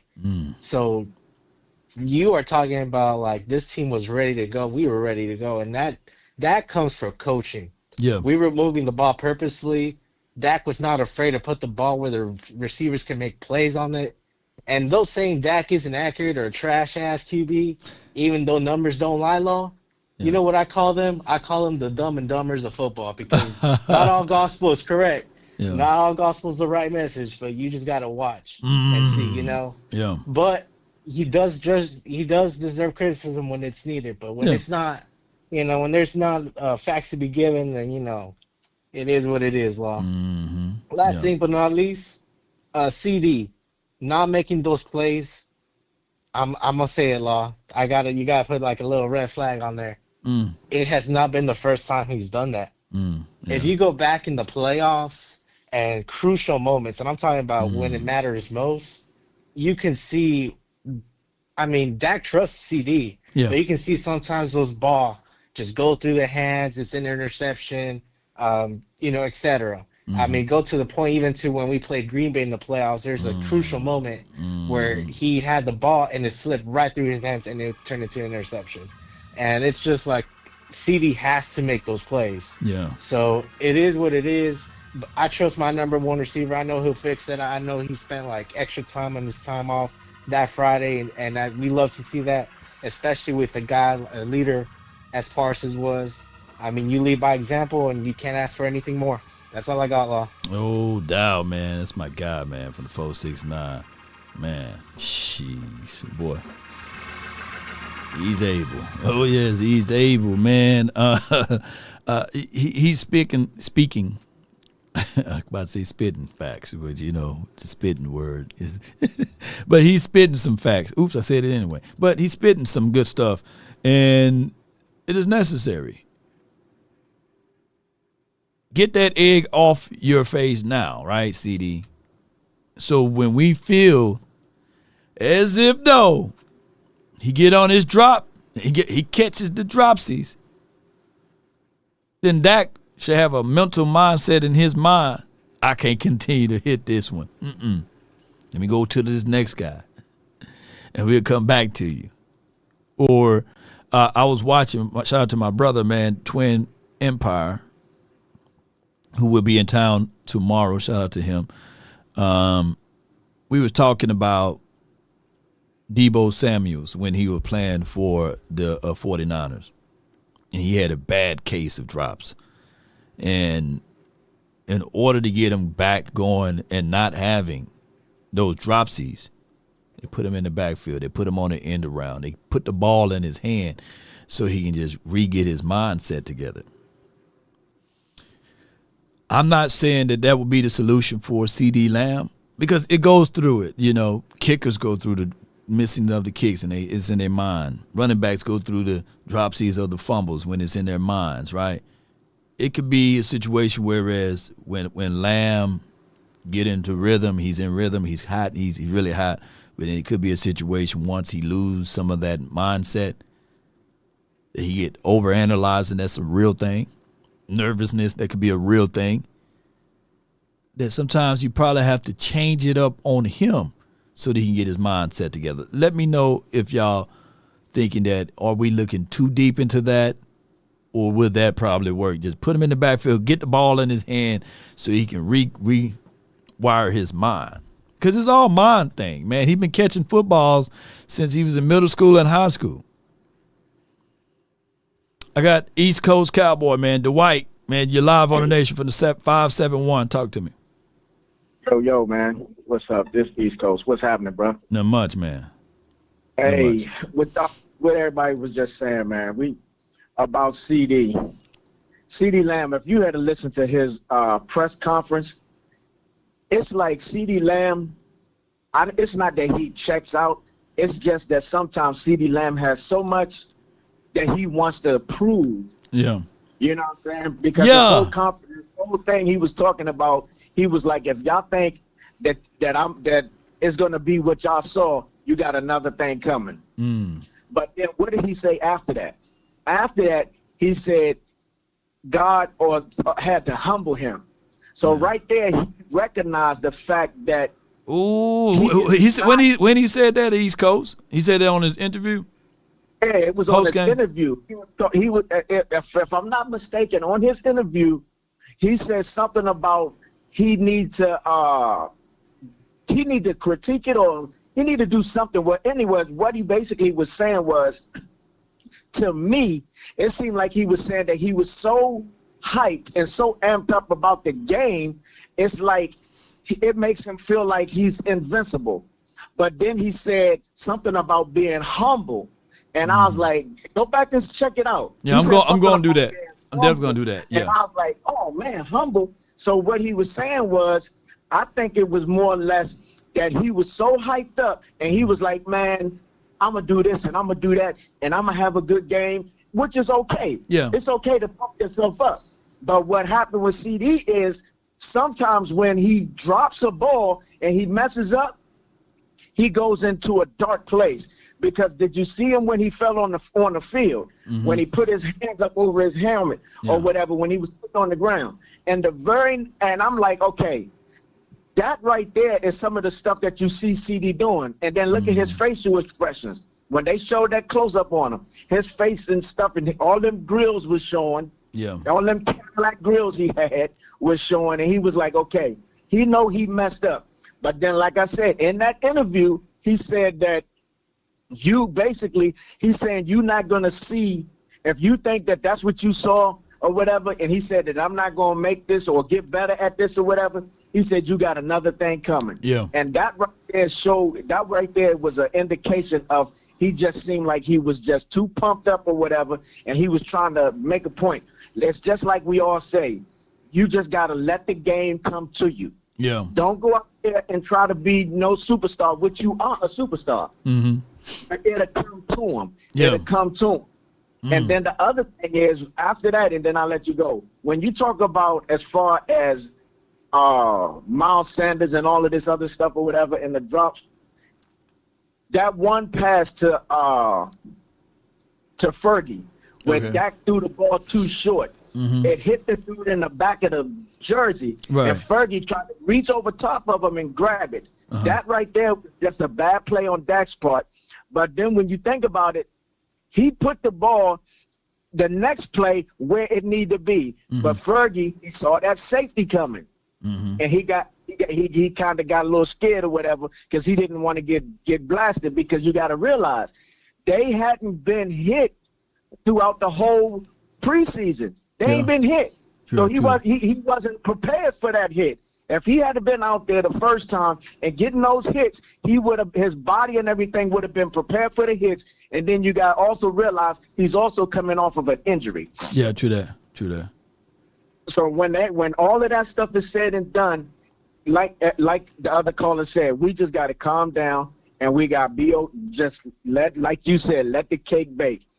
And after that, I'm gonna let you go. But my son, I'm at work right now, but I'm trying to get with you, see where you at, because I promised him that I would try to meet up with you, because he want to take a picture with you, because I don't know what it is, man. He like, man, I like the Love Nation, man. I like what he doing. I like the content. So my son, man, he gassed up, man. He like what you do, and I like what you do, man. You do a great. You're not, like you said, you don't do a good job, man. You do a great job. Oh man, appreciate it, man. I thank you, man, and I appreciate your son for having the love and adulations. I know you're at work. But if you ever come down to Dallas, one of those home games, we doing events this year, so be sure to be out there and we get that. How do I find out the events and stuff like that where you gonna be at? Because I'm in Houston. I'm only like 3 hours away, and my wife's sister lives in Dallas. So I already told my son we're gonna go out there. So I don't know if you be at the Playmaker facility where Michael got the little restaurant, or wherever y'all gonna be. I'm like you said, I'm just gonna try to see where you gonna be at. Well, I put the information in the chat, cowboysexperience.com. Be sure to check them out there and get things moving and grooving from there. That'll work. Appreciate you, Lord. God appreciate bless you, man.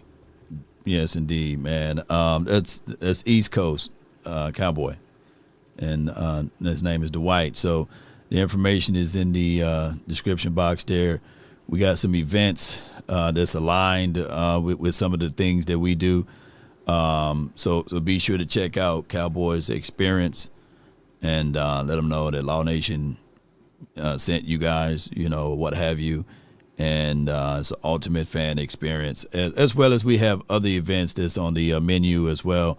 So be sure to check us out, and you won't have a good time. I promise you, you won't. You have a great time with us and all of the things that we set up there as far as visibility, interviews on site, and player predictions. And this season we're going to have giveaways to get you probably a seat at the game. But we also have an event called Ditch Day. It's going to be at Sidecar Social this Friday as well. So we outside, baby. So and I'm gonna let y'all know the same person you see here is the same person you see outside.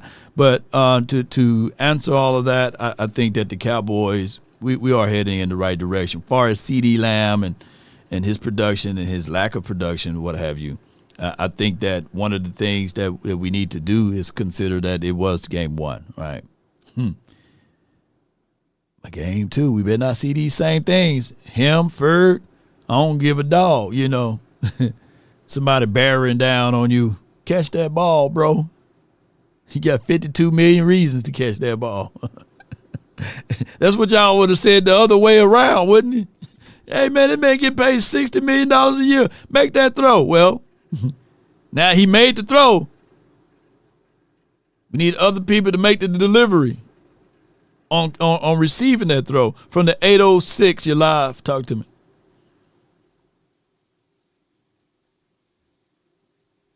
$806. Because there's somebody in the chat right now saying, man, I would have caught that for $100,000. I would have caught that one. Yes, indeed. You don't have to give me $52 million now. I would have caught it for $100,000. 803, you're live on the Nation. Talk to me. Yo, what's going on, Law, man? Not much. I just want to stop in, tell you I've been a fan for about 4 or 5 years now, man. Appreciate you. Just got 2 things real quick. The first one is I'd love to see a Jalen Tolbert trade package, maybe. Mm-hmm. Don't know what running back would be available if they're not hype on Jaden Blue, because they seem to want to. Maybe he's not showing it consistencies at practice, but maybe one of them Dolphins running backs might want to get out of Miami. Yeah, maybe so, man. I think in order for us to have trading partners with another team right now, it's for them to lose a little bit, Need Miami to lose another 2-3 games, and maybe they would start looking at their team and saying, okay, what can we salvage? What we can get back in return and get things moving and grooving down the stretch. And that's what we need to happen, But I don't think that anybody will be trading week 2. I think everybody optimistic and still had high hopes for their team right now. Oh, yeah, man. And one thing's obvious with our linebackers, man. We need Agent Zero back. Oh, yeah. Oh, yeah. As a diehard Texas fan, I can't wait to see him get back out there and rejuvenate them. Yes, indeed, man. That's another thing we're looking for, too, man. I appreciate you for calling in. Anything else you got for me? No, man. I'm at work. I got to go, but I just want to stop in and say hey. Man, appreciate you, fam. From the 803. I got from the 470, you're live on the Nation. Talk to me. What's up, Big Law? Not much, man. Just hang it. See, I'm out here packing right now to get out of town. I'm like a kid in the candy store right now. Shit, I'm so anxious. Yeah. Where you going? You going to the game? You heading out to the game? You getting ready to come down to Dallas? Okay. Yes, sir. But what I was gonna say is a couple things. Do you think we should bring Malik up from the practice squad? You talking about Davis, the running back? Yes. I mean, yes. To me, I would do it very quick. I would literally have Malik. I would have Javonte Williams, Malik Davis, if Jadeveon Blue can't go. And I'm moving on from Miles Sanders. I get it. It's one game. He had the longest run in Cowboys in the last 3 years, right? But I just don't see him as being – and he could prove me wrong this weekend, but I just don't see him as the ultimate change of pace running back for us.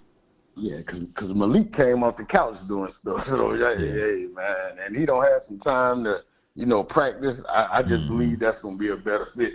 But the other thing is, I do like them at least bringing Jadeveon Clowney in for a cup of coffee, as you would say. Yeah. And at least showing that they trying. That you can't knock them for trying.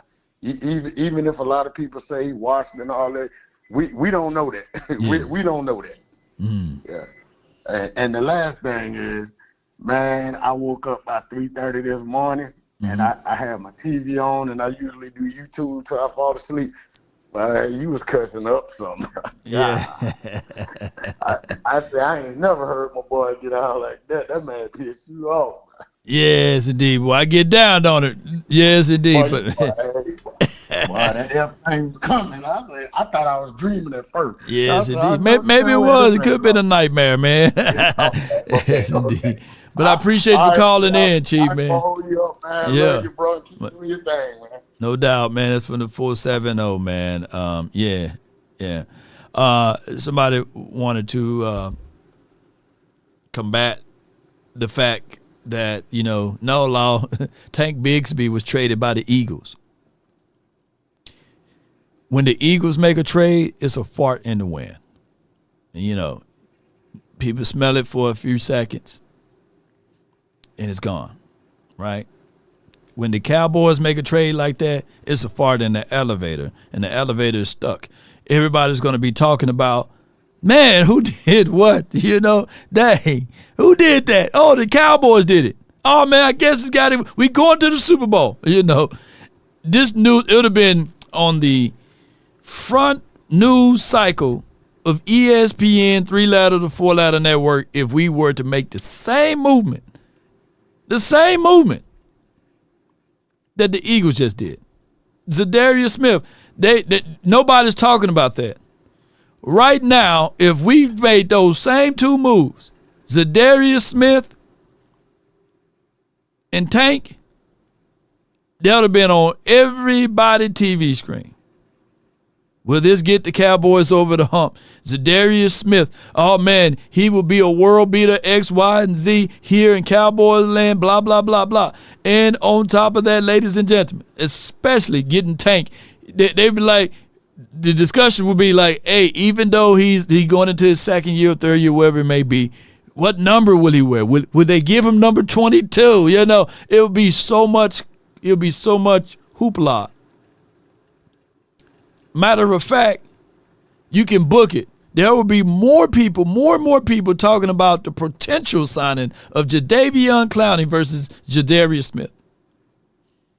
And he haven't even signed with us yet. Look, Clowney haven't even signed with us yet. So that's how it goes when you are a Cowboy content creator or fan. No, they don't care about anybody else's moves. We got a chance to see some good football play this past weekend. But none of the viewerships amounted up to the Cowboys-Eagles. I think it's second most in NFL history. Second most. Got a super chat. Jason Barnes, $20. Law, use your connections, bro. We should steal Donovan Edwards from the Commanders. He is just sitting on their practice squad, brother. He would be an ideal change of pace back, and he is dog, bro. Wow, Donovan Edwards. That the guy that used to play for the Chiefs, I believe. Is that the same guy? Thank you for the support, Jason. You know, I don't know. I don't got that. I don't got that much connection. but neither here nor there. Let me get the next caller on from the let me do this right quick. The conference has been locked. We're going through a lot of minutes here. 806, we circle back to you, then we got the 513. But 806, you're live. Talk to me. Hey, Lo. What's up? Just wanted to call in, man. First of all, tell you, appreciate your content. You're doing your thing for sure. Mm-hmm. It's been the first time me calling in, but my big thing, man, that I saw, I definitely want to comment on was the fact that, I know everybody's going crazy about the fact that GP just wasn't running his routes fully, and you could see it. But I think that also tied in the fact that he wasn't being targeted.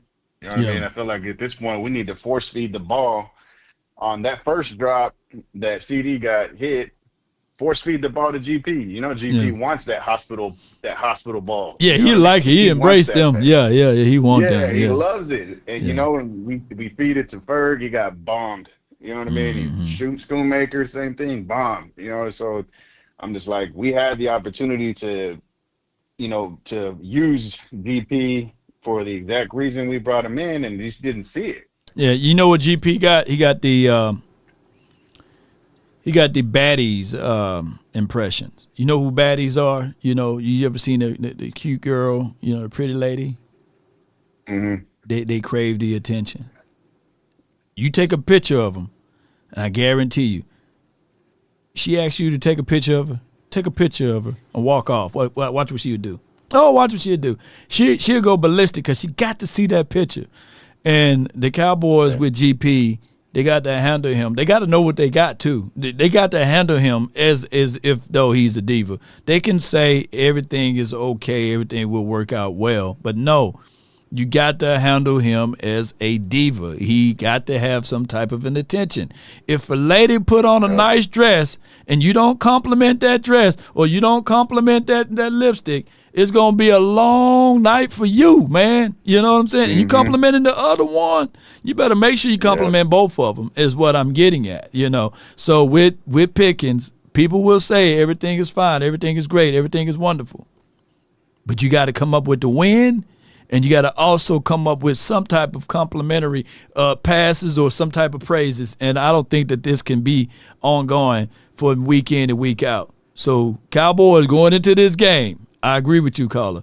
Make sure you attempt to give him the ball so that you won't have that lackluster down the field. Exactly. On top of that, it makes them kind of scary about who the ball's actually going to be going to instead of – because we know Dak trusts Lamb. Like, that ain't no doubt about that. It's been like that since his, 2 years ago where, Dak was second in MVP race, where Lamb was his target. That's all he had, really, but he loves to go to Lamb. And defenses know that. It's just when you surprise them, you hit GP. GP is going to put you up in that space, right? Now they think we're going after GP. So now let's throw it back to CD. You know what I mean? They're not – he's not spreading the ball around enough to throw the defenses off course. But, I mean, granted, he does produce, but, things like this, like the other caller said, the Green Bay Packers playoff game, Ceedee Lamb had a drop, and after that drop, his whole game was off. The rest of that entire game, we looked like trash. They weren't connecting. Ceedee Lamb was, all mentally messed up because of that drop. He couldn't think about the next pass. It was just kind of a mess. But, hopefully we'll see a change this week. And the fact that on that interview when I love Schottenheimer, I'm going 100% for him, man. I know at first I was like, this is crazy. But, now after seeing that first game, I've got some hope. I'm like, this is some good changes. Everything he said he was going to do, he's doing it. But the interview afterwards, whenever they were talking to him about it, and he mentioned that he still hadn't even talked to GP about the whole route running situation, about making sure that they're going to make him important and getting him the ball, all that stuff. And he shared it with the media first before he even talked to GP. I'm like, dude, you can't, you got to be in this with your players. Screw the media, right? You don't need to be worrying about what the media thinks. That needs to be implemented with his players, so that way his players not thinking sideways thoughts in the next coming game. No doubt, man. You're right on the money, man. Appreciate you for calling in. Appreciate you, Law. That's a good call from him, yeah. Everything he said was right, yeah.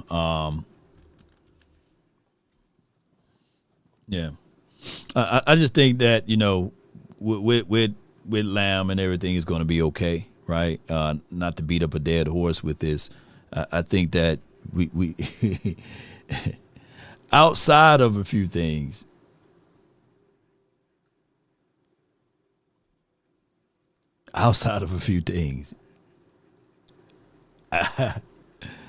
to want Dak Prescott to be better than this is we'll be insane. Now we'll be insane. Second in passer grade, third in passer grade, second in overall grade, third in passer grade, right? It's tied for second in 4 big time throws, second in under pressure, third in passer grade when blitzing, right? So to ask to say, yeah, that was good, but we need better, when a guy haven't played football in 9 to maybe 10 months is insane, right? And I'm not talking about the caller, but just to go to show you that, man, we crave high expectations here. We do. We crave that. Now, some of this stuff is breaded with the natural hate of the Cowboys and him. But overall, what more can you ask for me? You know what I'm saying? What more do you want from me is what Tyrese was saying.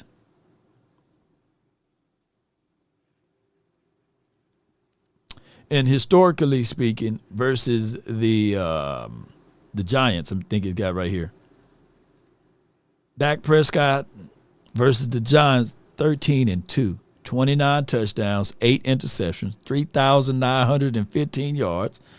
Historically speaking, 102.4 passer rating versus the Giants. And this is when the Giants, we know for sure, when they had top 10 defenses. So he's going to have a good game. Matter of fact, he's going to have a great game. But I do agree, you got to get GP activated.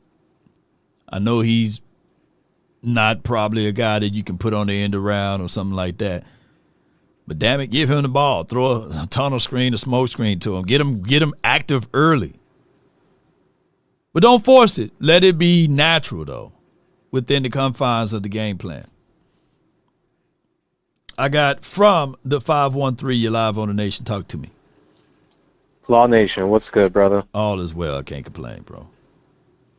Bro, I feel really good about this team. I know we keep talking about, we need this piece, we need that piece. But I can't remember who I saw say this, but, we have a lot of pieces right now. And we're basing things off of 1 week of this newly formed team. Yeah. And let's be honest, first half, yes, the defense kind of gave up some big chunk plays and some scores. Yeah. But they were getting close to hitting home multiple times in that first half. And Hurts just was able to escape out of the pocket last moment. Kenny Clark has been a monster in the middle already. He is tearing it up with Osa in that middle. And then you add Nealon, the way that he's developing, the way that Sam Williams started developing in that second half of the game, and Fowler started getting it going in the second half, and Donovan got held most of the time too. Yeah, I mean, these are all factors that we got to really look at as positive light to see that, hey, this ain't the old team that we had. This ain't the old front seven. We have some youngsters that are really ready to play, and not only do they have ability to pass rush, but they also have edge-setting ability. And we now have that on both sides of our edges. Give them some more time to develop even more in this new system, and man, we're going to have a really solidified defense that's going to be developing for years to come. Not to mention, I mean, I know, it was one game, but let's not sleep on the fact that Trayvon Diggs came back, Deron Bland came back as well, and they both locked down one of the best duos in the whole NFL first week of the season. I mean, let's be honest, man. We were probably all sitting there worried about our cornerbacks like they were going to be the worst position on the field, but they showed up looking like one of the best positions on the field.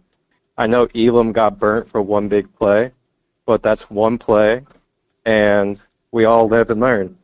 So for me, there is so much potential that was shown in this first game. And if you think about if we would have cleaned up the CD drops, the Ferguson drop, man, we would have obliterated the Eagles, literally obliterated them. Yeah. So for me, there's a lot to take from it, but I'm not taking it as one of those it was a win, but it was a loss. Right. I'm just being a realist, though, and there's a lot of positive things that were shown. And if we would have just cleaned up a couple of drops, man, it wouldn't even been close, really. And I got to say, the way that we were able to see Coach E adjust at the halftime, the defense, I think that's something to pay attention to as well.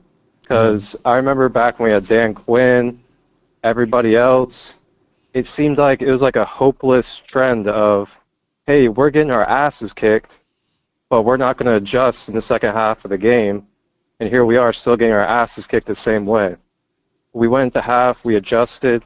The defense basically shut down the Eagles the rest of the half.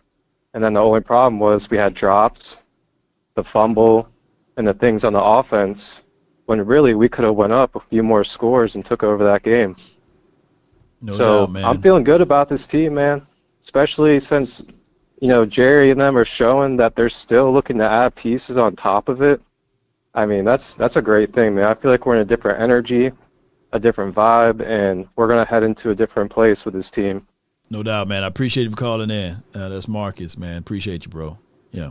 Yes, sir. How about them boys? How about them? From the 513, that's Marcus. Yeah.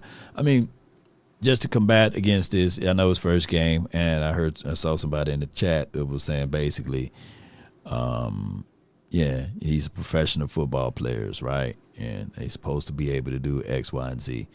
Well, normally they play on Sundays. Thursday is a different situation, playing at night. That's why everybody kind of looks shooken after the delay. The delay probably stirred up a whole bunch of other crazy things that both sides of the football just wasn't really prepared for. Not to use that as an excuse, but an hour and 15 to 20 minute delay in a game at night when your circadian rhythm is not even there, you know what I'm saying? It's crazy, and I get it. A loss is a loss, but I'm quite sure if, let me say this very, very understandable for y'all, to make it understandable for y'all. If it took that much for the Cowboys to lose, we good. Oh, well, we're a good team. If it took that much for us to lose, oh, yeah, we're a good team, y'all. I'm not even mad. Man, if it take that much to lose a game, shoot, give me that. Larry from the 832, you're live on the Nation, man. Talk to me. What's up, Law Nation? What's the deal, man? Hey, all is well, man. I can't complain, man. What you got for me? Man, it's going to be a little off subject, but it's on subject. Cause I got I'm on that Madden. We do a franchise. So I end up getting the Cleveland Browns, and they got Jadeveon Clowney still on that team. So yesterday I seen him. I said, man, he's 32. I'm finna get rid of him. So then I see your show today. Cowboy trying to pick him up from me. I'm like, boy, that's crazy. Yes, indeed, bro. I don't know what kind of fan I am. I'm one of those fans is I'm a Cowboy all day, every day. I don't care what we lose by how we lose. If your teammate get hurt, I'm still a Cowboy fan. I don't care. I'm just like, I'm one of them. I'm going to ride for my team all the way. People be like, are you good? I said, bro, this is one game. We just lost one game. Yeah. The season just started. What is it to be mad about? Yeah. I can't come here with my head down. I got to keep it up. Yeah. Yeah, got to, man. Got to figure out a way to hold your head high, man, and stack the positive things together, right? And if we know why we lost. Yeah, we know why we lost, right? Like, it's not, like I said, if it takes that much to lose a game, we ain't gonna lose every game like that. Come on with it. And I know we find we find ways to lose. I get that part, but and of course, when old boys say the Cowboys are an accident waiting to happen, you can say that for all of the other 31 teams, by the way. I just look at it like, that's the same team that gave up 32 points to the Jets. Facts, bigger facts, yeah. But, I just look at it like this, man. It takes 3 or 4 games to see the trend. And I know the Cowboys are somewhere on the higher end. I don't think that the Cowboys are a team that continuously drop balls like Ceedee Lamb, right? I don't think that we'll continuously run the ball and get caught from behind and fumble, right? So, or don't know how to put a spy on a doggone quarterback to stop him. And if you're gonna scramble for 60 yards, right? That's your out. Eagles fans that's watching, if that's your game plan, right? You ain't go too far. You ain't gonna go too far with that. So somehow they're gonna have to get busy with AJ Brown. They're gonna have to get busy with Smitty, because he's going to be reading more than just a book on the sidelines, right? He's the type of diva that you're going to have to entertain as well. So, look, Judgment Day coming for them as well. Right. And I also seen some on Facebook, I think it's fake. They talking about Mazi Smith got traded to the Kansas City, and they're going to sign a deal when they come back from London. I said, bro, I know this fake, because I got on YouTube. I said, Law, I ain't posting that? Yeah, this got to be fake. Yeah, Facebook, man, you know what I'm saying? Somebody uncle done had a baby, you know what I'm saying? I'm like, Facebook be having all type of crazy news, and I'm sitting there like, they don't put misinformation on that no more. You know what I'm saying? Facebook don't give a dog what you put out there. You know what I'm saying? Yeah. Because, like, the beginning of the week, they had that GP. that he got in trouble for what's that, PEDs, and he was out 4 games. Yeah. I said, I don't hear nobody talking about this. Yeah, Facebook, you got to measure twice, cut once, man, and that's crazy. But shout out to Facebook, man. You know I love you, Facebook. I ain't talking bad about you. You know what I'm saying? Right? Yeah. We just want the facts, though. That's it. Yeah. But, hey, trust the people with the check marks, man. Facebook to put a check mark by my name, so I must be doing something right. So shout out to Facebook, man. Right? Yes, indeed, man. I appreciate you for calling in. Just appreciate everything you do, man. Have a good one. Yes, indeed. That's Larry, from the 832. Yeah. Look, y'all be careful on Facebook, man. I'll never forget Facebook took me down for a whole week for mentioning coconut water. Misinformation. Now, somebody done said that somebody's uncle done had a child. Yes, indeed, man. And 9 months pregnant, the uncle, and they keep that up, it's crazy. But Bookface, yeah, shout out to Facebook, man. Blink twice if you okay, you know what I'm saying? Yes, indeed. I got Cowboys J from the 706. You live, talk to me. What's going on, Law? Been a long time. A long time, Cowboys Look at here. J. I ain't been on it in a minute, but I want to say I like the trade what Jared did just because of we not gonna have to pay all that money. Plus, we got a defensive tackle.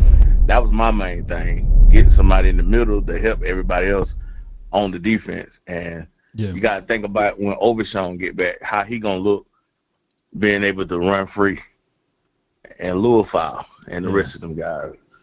So and then you got these Packers. Whoever haters, I'm gonna call it every other team. They keep track of the Cowboys more than we do. I don't understand it, Law. It's Parsons got a sack, and they won the trade. I said, well, did you go look at the run grade when Kenny Clark was on the field? And they'll tell you, well, y'all lost the game. Okay, it's week 1. Week 1. I don't know, but one team in NFL history that went undefeated. Yeah. So they killed me with that. Yeah. And before you go down that point, I just want to add this into it, bro. I don't mind losing. I'm a sore loser though, by the way. But me too. But if you show me that you competed, right, and you gave a fight, then I'm okay with that loss. I can analyze that. But if you show me like what we was doing last year and the Green Bay game and the last postseason game, you can't analyze that. You can't rationalize that. Ran over, man. No heart. Nobody on the sidelines kicking the trash can or flipping tables over. I like that stuff, man. Look, I got an attitude problem, man. I got counselors and everything else that I talk to. Hey, go back to your count to 10 law. You know what I'm saying? Like, normally I don't supposed to be doing this, man. Like I'm the most reserved guy possible when I do the play-by-play. But that's not me. That's an imitation of me, right? The real me is cussing, throwing stuff around. Ask Twin Empire. That's why he can't do it. He said, man, I can't even do it, man. Play by play. Because at the end of the day, man, we passionate about football and we love it. I like the way my guy Scott Walker said when he was doing the play by play stuff. It's a different situation, man. People fail to realize that. And we are not playing the game. But I just want to put that out there, bro. Go ahead. Well, another thing I was gonna say about Clowney. Mm-hmm. I lived up in South Carolina near Columbia, so that Rock Hill area. Yeah. All of them are Cowboy fans, and matter of fact, they might as well bring in Gilmore too, because both of them from Rock Hill. Okay. And they diehard Cowboy fans, and I think Clowney have a little bit left in the tank just to play for a team that he grew up probably idolizing. Yeah. He just got one more left in him, and if he can do such, man, we're not asking him to be a world beater.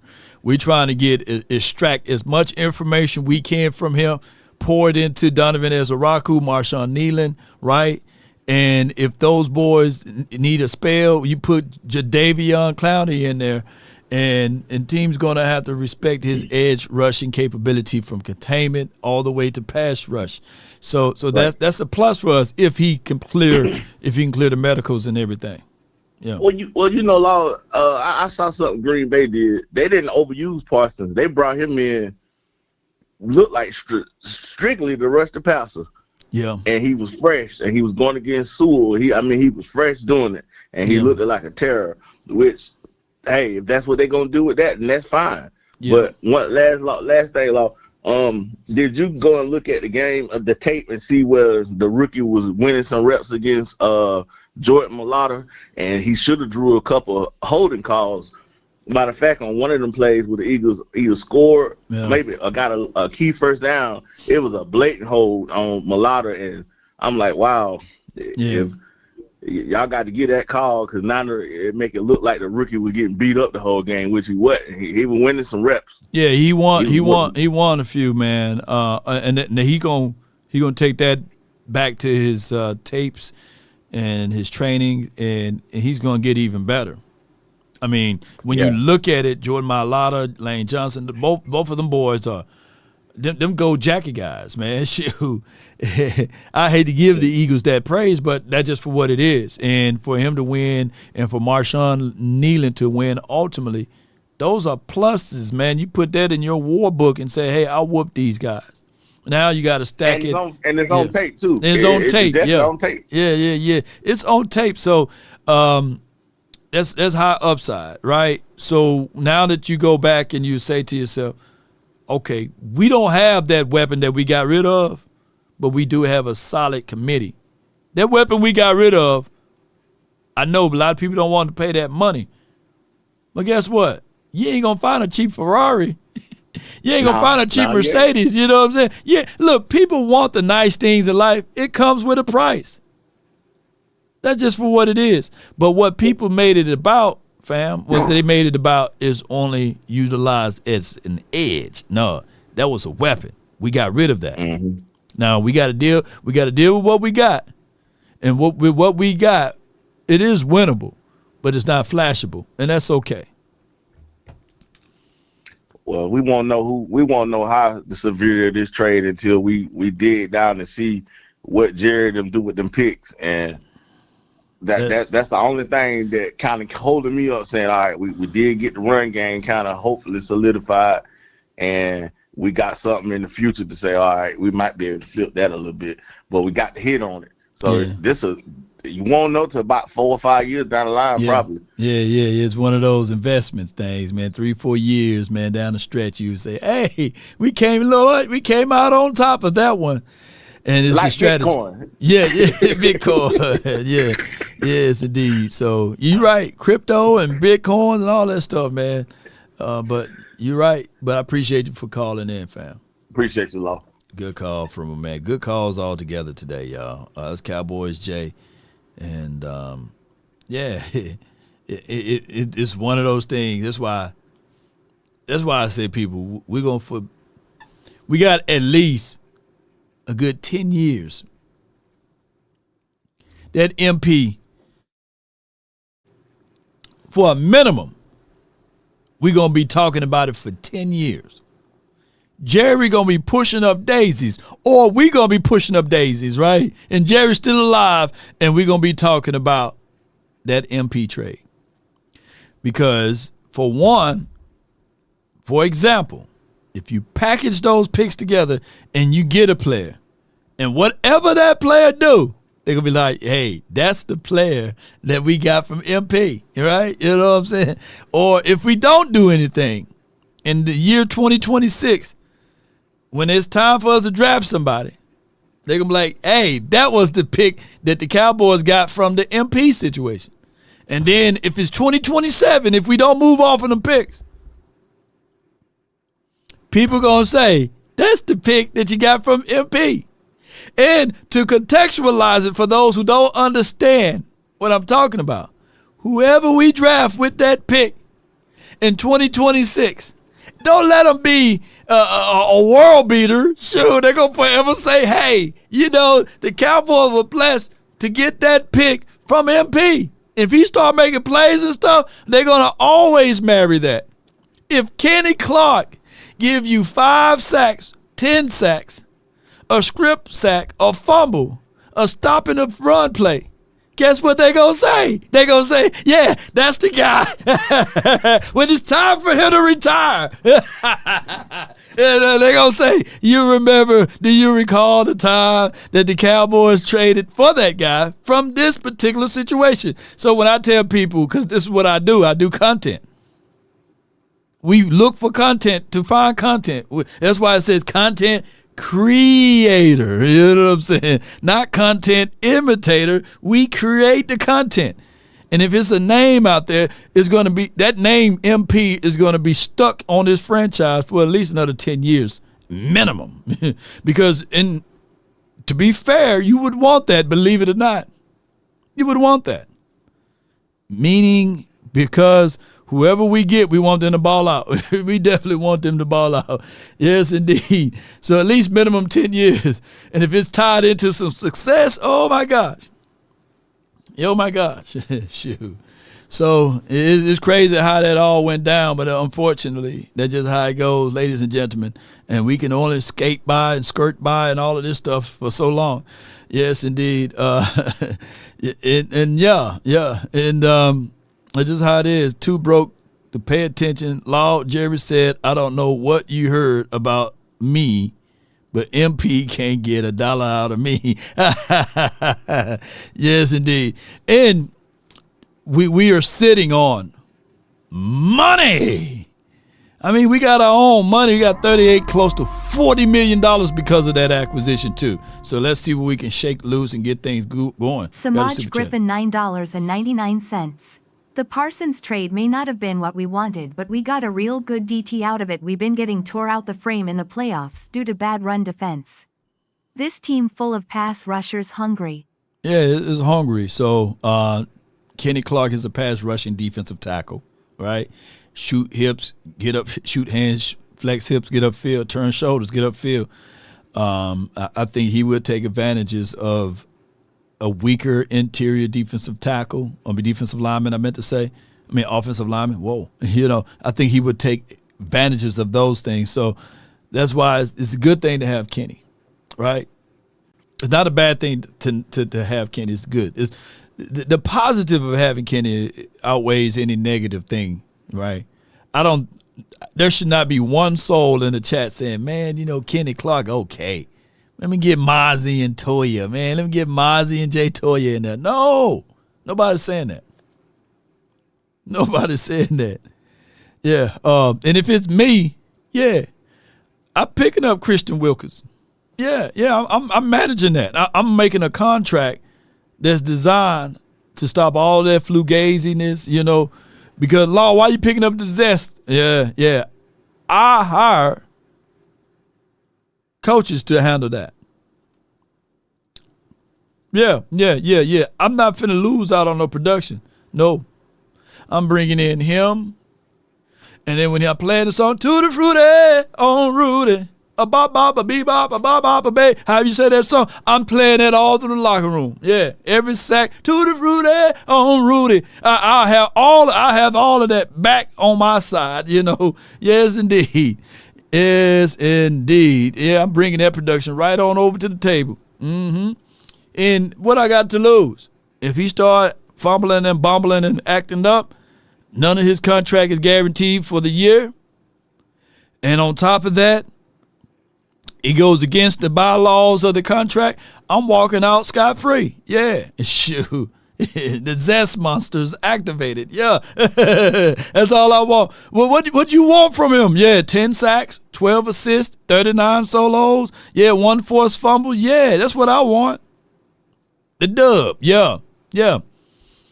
Yes, indeed. You think that people fail to realize when the Bulls went and got Dennis Rodman, that was a cheat code. Dennis Rodman will fondle and do all type of flugaziness and all of this stuff and get into your face. Y'all talking about spit on the ground? Shoot. Dennis Rodman will grab your balls and wink at you. You know what I'm saying? Hey, what's going on here, and then proceed to grab the rebound. Can't shoot worth a damn, but grab the rebound and hey, what's going on? This ain't part of the program. Box out. Yes, indeed. I have all type of Jerry Jones with a zest fully clean commercial. I ain't mad at you. Come on with it. Talking about Wilkins saying let's share locker room. Yeah, we get this thing going, bro. And yes, indeed. But ladies and gentlemen, man, I appreciate y'all. We've been live for 10 hours. But if we offended anyone, charge it to my beard, not my heart. I just trying to win it, right, Lisa? Tutti frutti on Rudy. Yes, indeed. They're like, man, the Cowboys keep coming at us, man.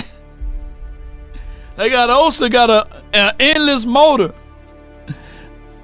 And then it's time if we got Kenny Clark down inside, we figure him out.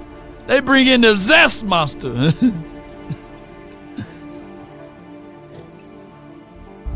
He burning tattoos and snatching chains and grabbing balls. How you beat that? Then Marshawn Nealon and Donovan Ezeraku. Sheesh. TC on the drums, hi-fi to Wi-Fi. Law sweating over a hot mic. Yeah. Yes, indeed. We sweating. I want to win at all costs. Charles Haley was no good for the 49ers.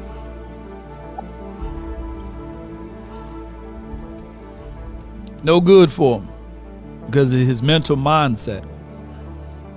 But when you're good, you figure out ways to craft it around it. Lo and behold, I'm glad we didn't have cameras like we have now during that time frame. Because Charles Haley went up in there, instead of taking the money out, take the money out, all of it. That boy took his junk out and put it on the table, all of it. And they said, man, you're going to have to get rid of this guy, you know. So at the end of the day, we seen worse things. I'm just trying to win. Motion is the way. Keep yourself moving. You don't want to be stagnant. Don't be complacent. I'm going to say this one more time. The message of the day with Jadeveon Clowney. With his levels of production, ladies and gentlemen. 5.5 sacks. Let me pull it up. 11 QB hits and 14 starts. I'm trying to hit the quarterback. I'm trying to break the quarterback. His heart, his soul, his sinew, his mind when we playing against any team. Russell, Wilson, we trying to break you. Send you back to your lady, Sierra Huck. The next week, proceed for us to play Caleb Williams. We're trying to break him.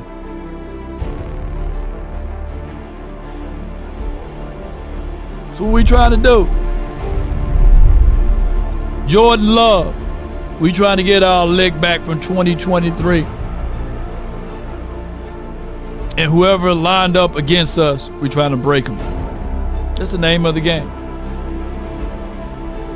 Proactive, not retro, is what Holly is saying.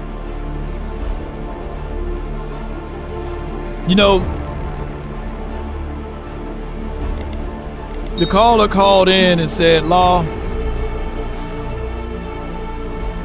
I tuned into your message the other day, and boy, I got a boatload of you talking, cussing, being irate. But I'm going to say this, even in the midst that what creates us as humans, not robotic. Substance is what makes us. The essence is why we exist. And even when we are gone, you can still feel the presence that we leave behind. My grandfather is the same way. I can walk into the room that he was in down there in Natchez, Mississippi, and I can still feel his presence in that room. What are you leaving behind? What legacy are you leaving behind? I remember reading his poem. It says, "Tell me not in mournful numbers, life is but an empty dream, for a soul is dead that slumbers, and things are not what they seem. Life is real, life is earnest, and the grave is not his goal. Dust I are, to dust return," wasn't even spoken of the soul. In its broad fields of battle and bivouacs of life, be not like a dumb-driven cattle, but be that hero in the strife. Lives of great men all remind us we, oh yes, we can live our lives sublime and leave behind us footprints on the mighty sands of time. What time do we have in this moment? Well, let me tell you this. Mama said that there will be days just like this. But baby, on your way out, can you say that quote by Les Brown that moves me? And if you're under the sound of my voice right now, ladies and gentlemen, if you can stand up, if you can go left, if you can go right, and if you can turn around, and if you can lean forward, put a 1 in the chat. If you can go left, and if you can go right, and if you can turn around and lean forward, put a 1 in the chat, baby. Let me know if you can do those things. Appreciate you, J Business, for the cash app. Because not many can do that. Most of you guys can't. Shout out to you, Lee. Shout out to you, Sadiq. Admir, appreciate you, him. Dominique, appreciate you. D Park. Marvin Washington, appreciate you. Anthony Keys, appreciate you. Now, if you want a thing bad enough to go out there and fight for it, to work day and night, to give up your time, your peace, and your sleep, and if all of your desires of it makes you quite mad enough that you don't get tired and it makes you hold everything tawny and cheap, if life itself seems empty and useless without it, and all that you scheme and dream is about it, if you will gladly go out there and sweat for it, fret for it, or plan for it, or lose all terror of your mind, if you would simply, just simply go after the things you want with all of your capacity, strength, sagacity, with faith, hope, confidence, and stern pertinacity.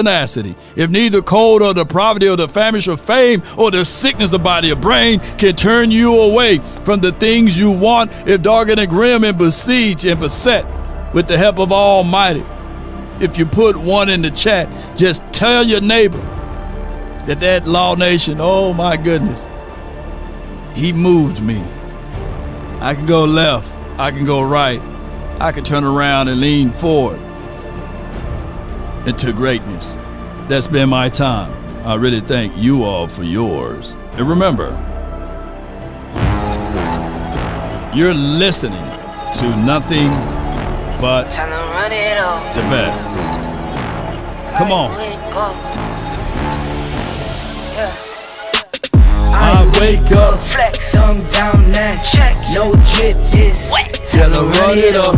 Now, roll those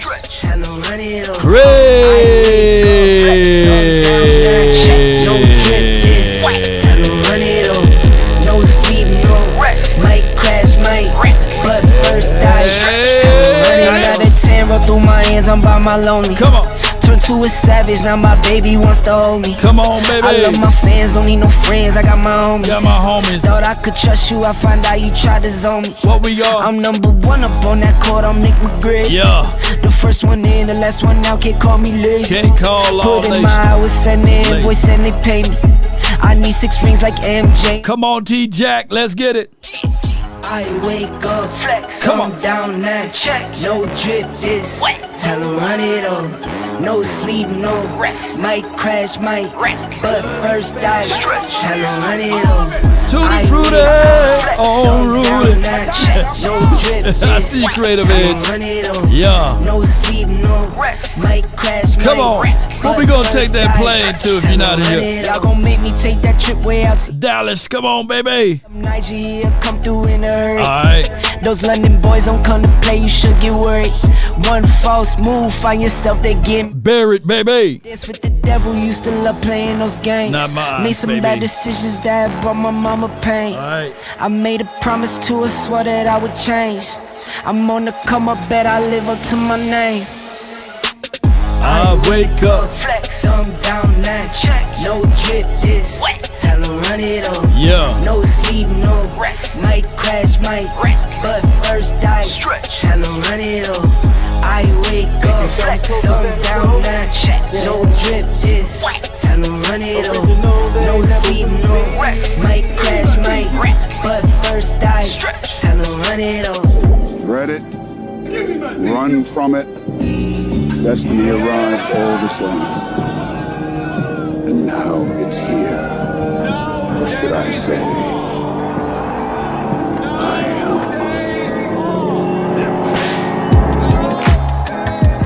am. Sounds of soft souls and hits and oldies. If you're offended tonight, or today, or tomorrow, you're just offended. JD from DC, Sanjay, 4. Anthony, Duncan, Sadiqa, Swayze, Immortal Legend, Jason Bourne, Samaj, TC, last but not least, on the drums of Hits and Oldies. And you. VIP! Get you. My God, VIP, man, in the chat. Thank you for the shout out on the Breakfast Club. If you don't like this episode, shame. Then you too. I follow wherever you go. Sing it with me, baby. Come on, Ice Cold. Jay Business, I know you can hit that note. Holly. 7 years of the perfect love. 7 more and another one. And another one. And another one. Yeah. Fighting you was the one I love. 7 wonders all in one. All in one. Don't let the street lights hit you all alone. All I ask You know it's is when you look ahead on that field at night, so I gave you everything I had. I gave you everything I had. Don't let the street lights hit you. I be on you too. I follow wherever you go, whatever you do. Play it too.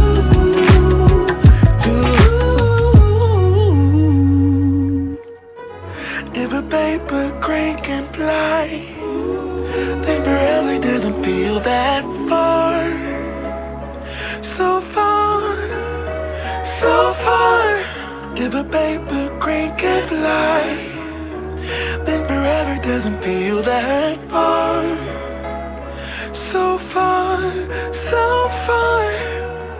If a paper crane can fly, fly on, fly on, fly on, fly on, fly on. Hey, sounds of great soft souls, hits, oldies. Yeah. Come on. Yeah.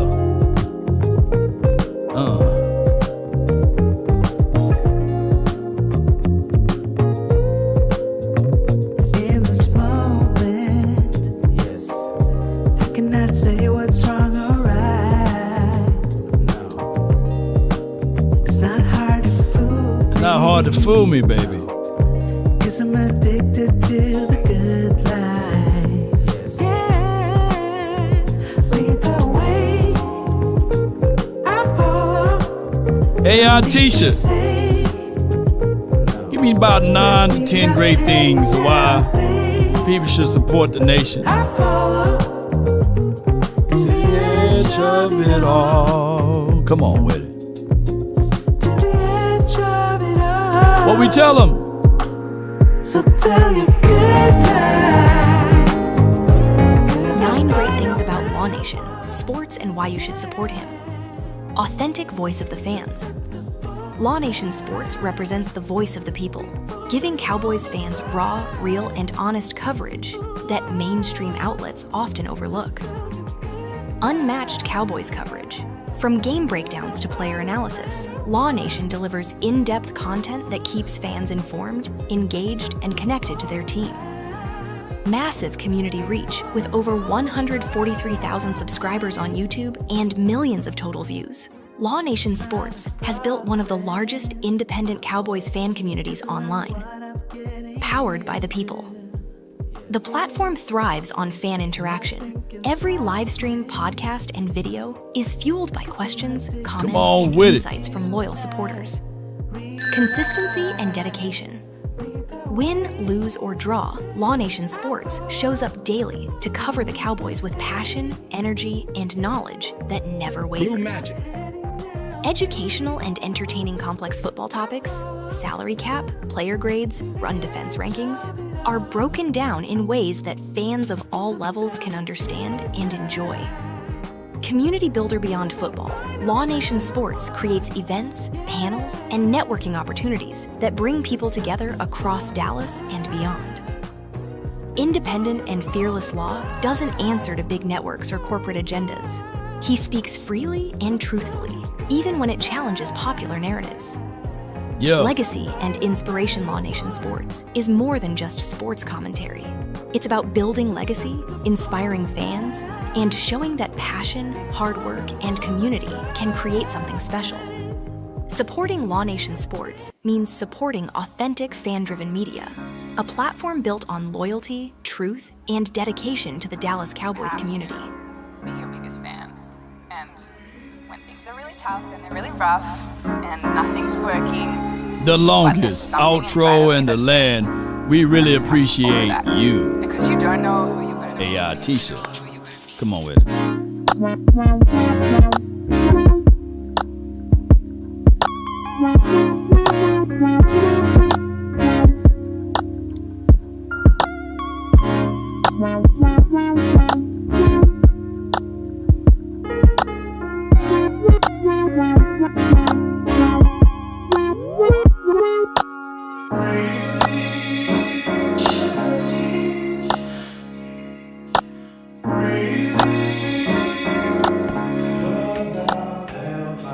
Let's get it.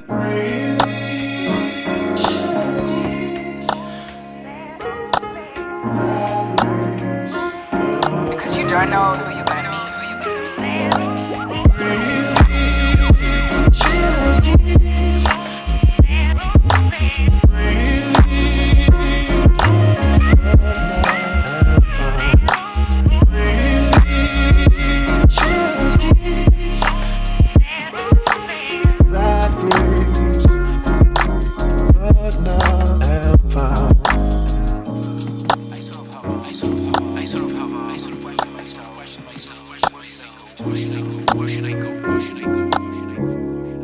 All right. Come on, Cowboy Nation.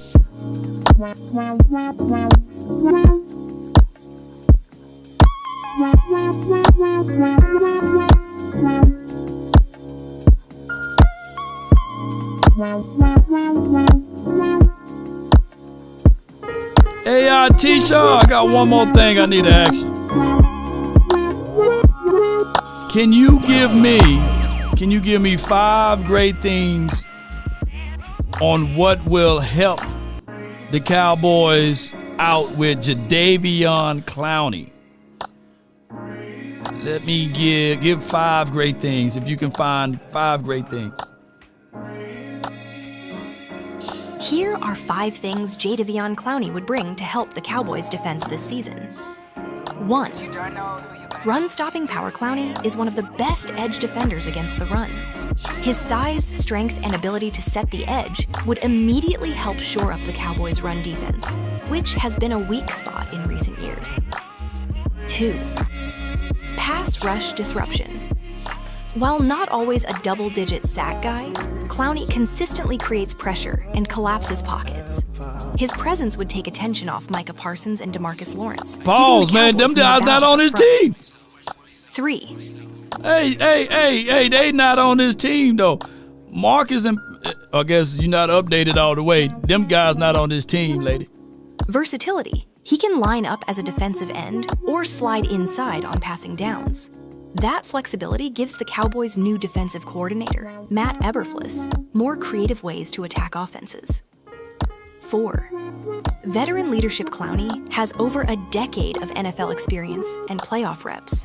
His leadership and knowledge would be valuable for younger players like Sam Williams and Mazi Smith. 5. Rotational depth and fresh legs.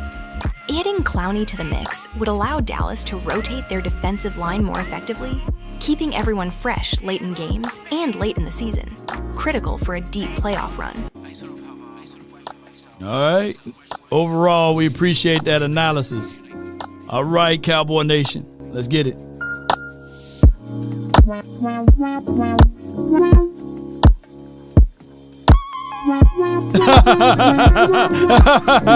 Yeah, T-Jack, AI was telling us she should have gotten him a couple of years ago. Yo, we about 2-3 years too late. A day late, $1 short, man. She ain't lying.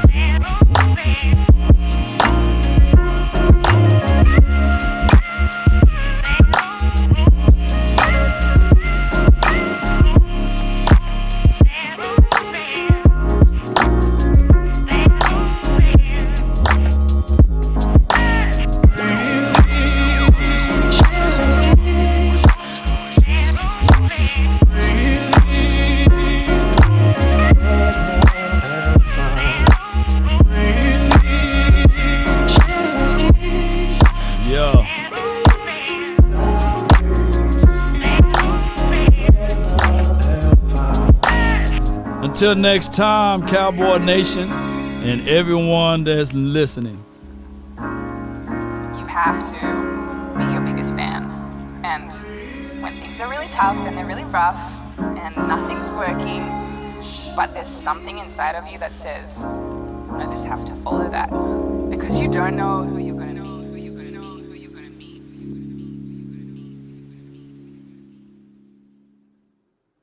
Got it. Thanks for clarifying.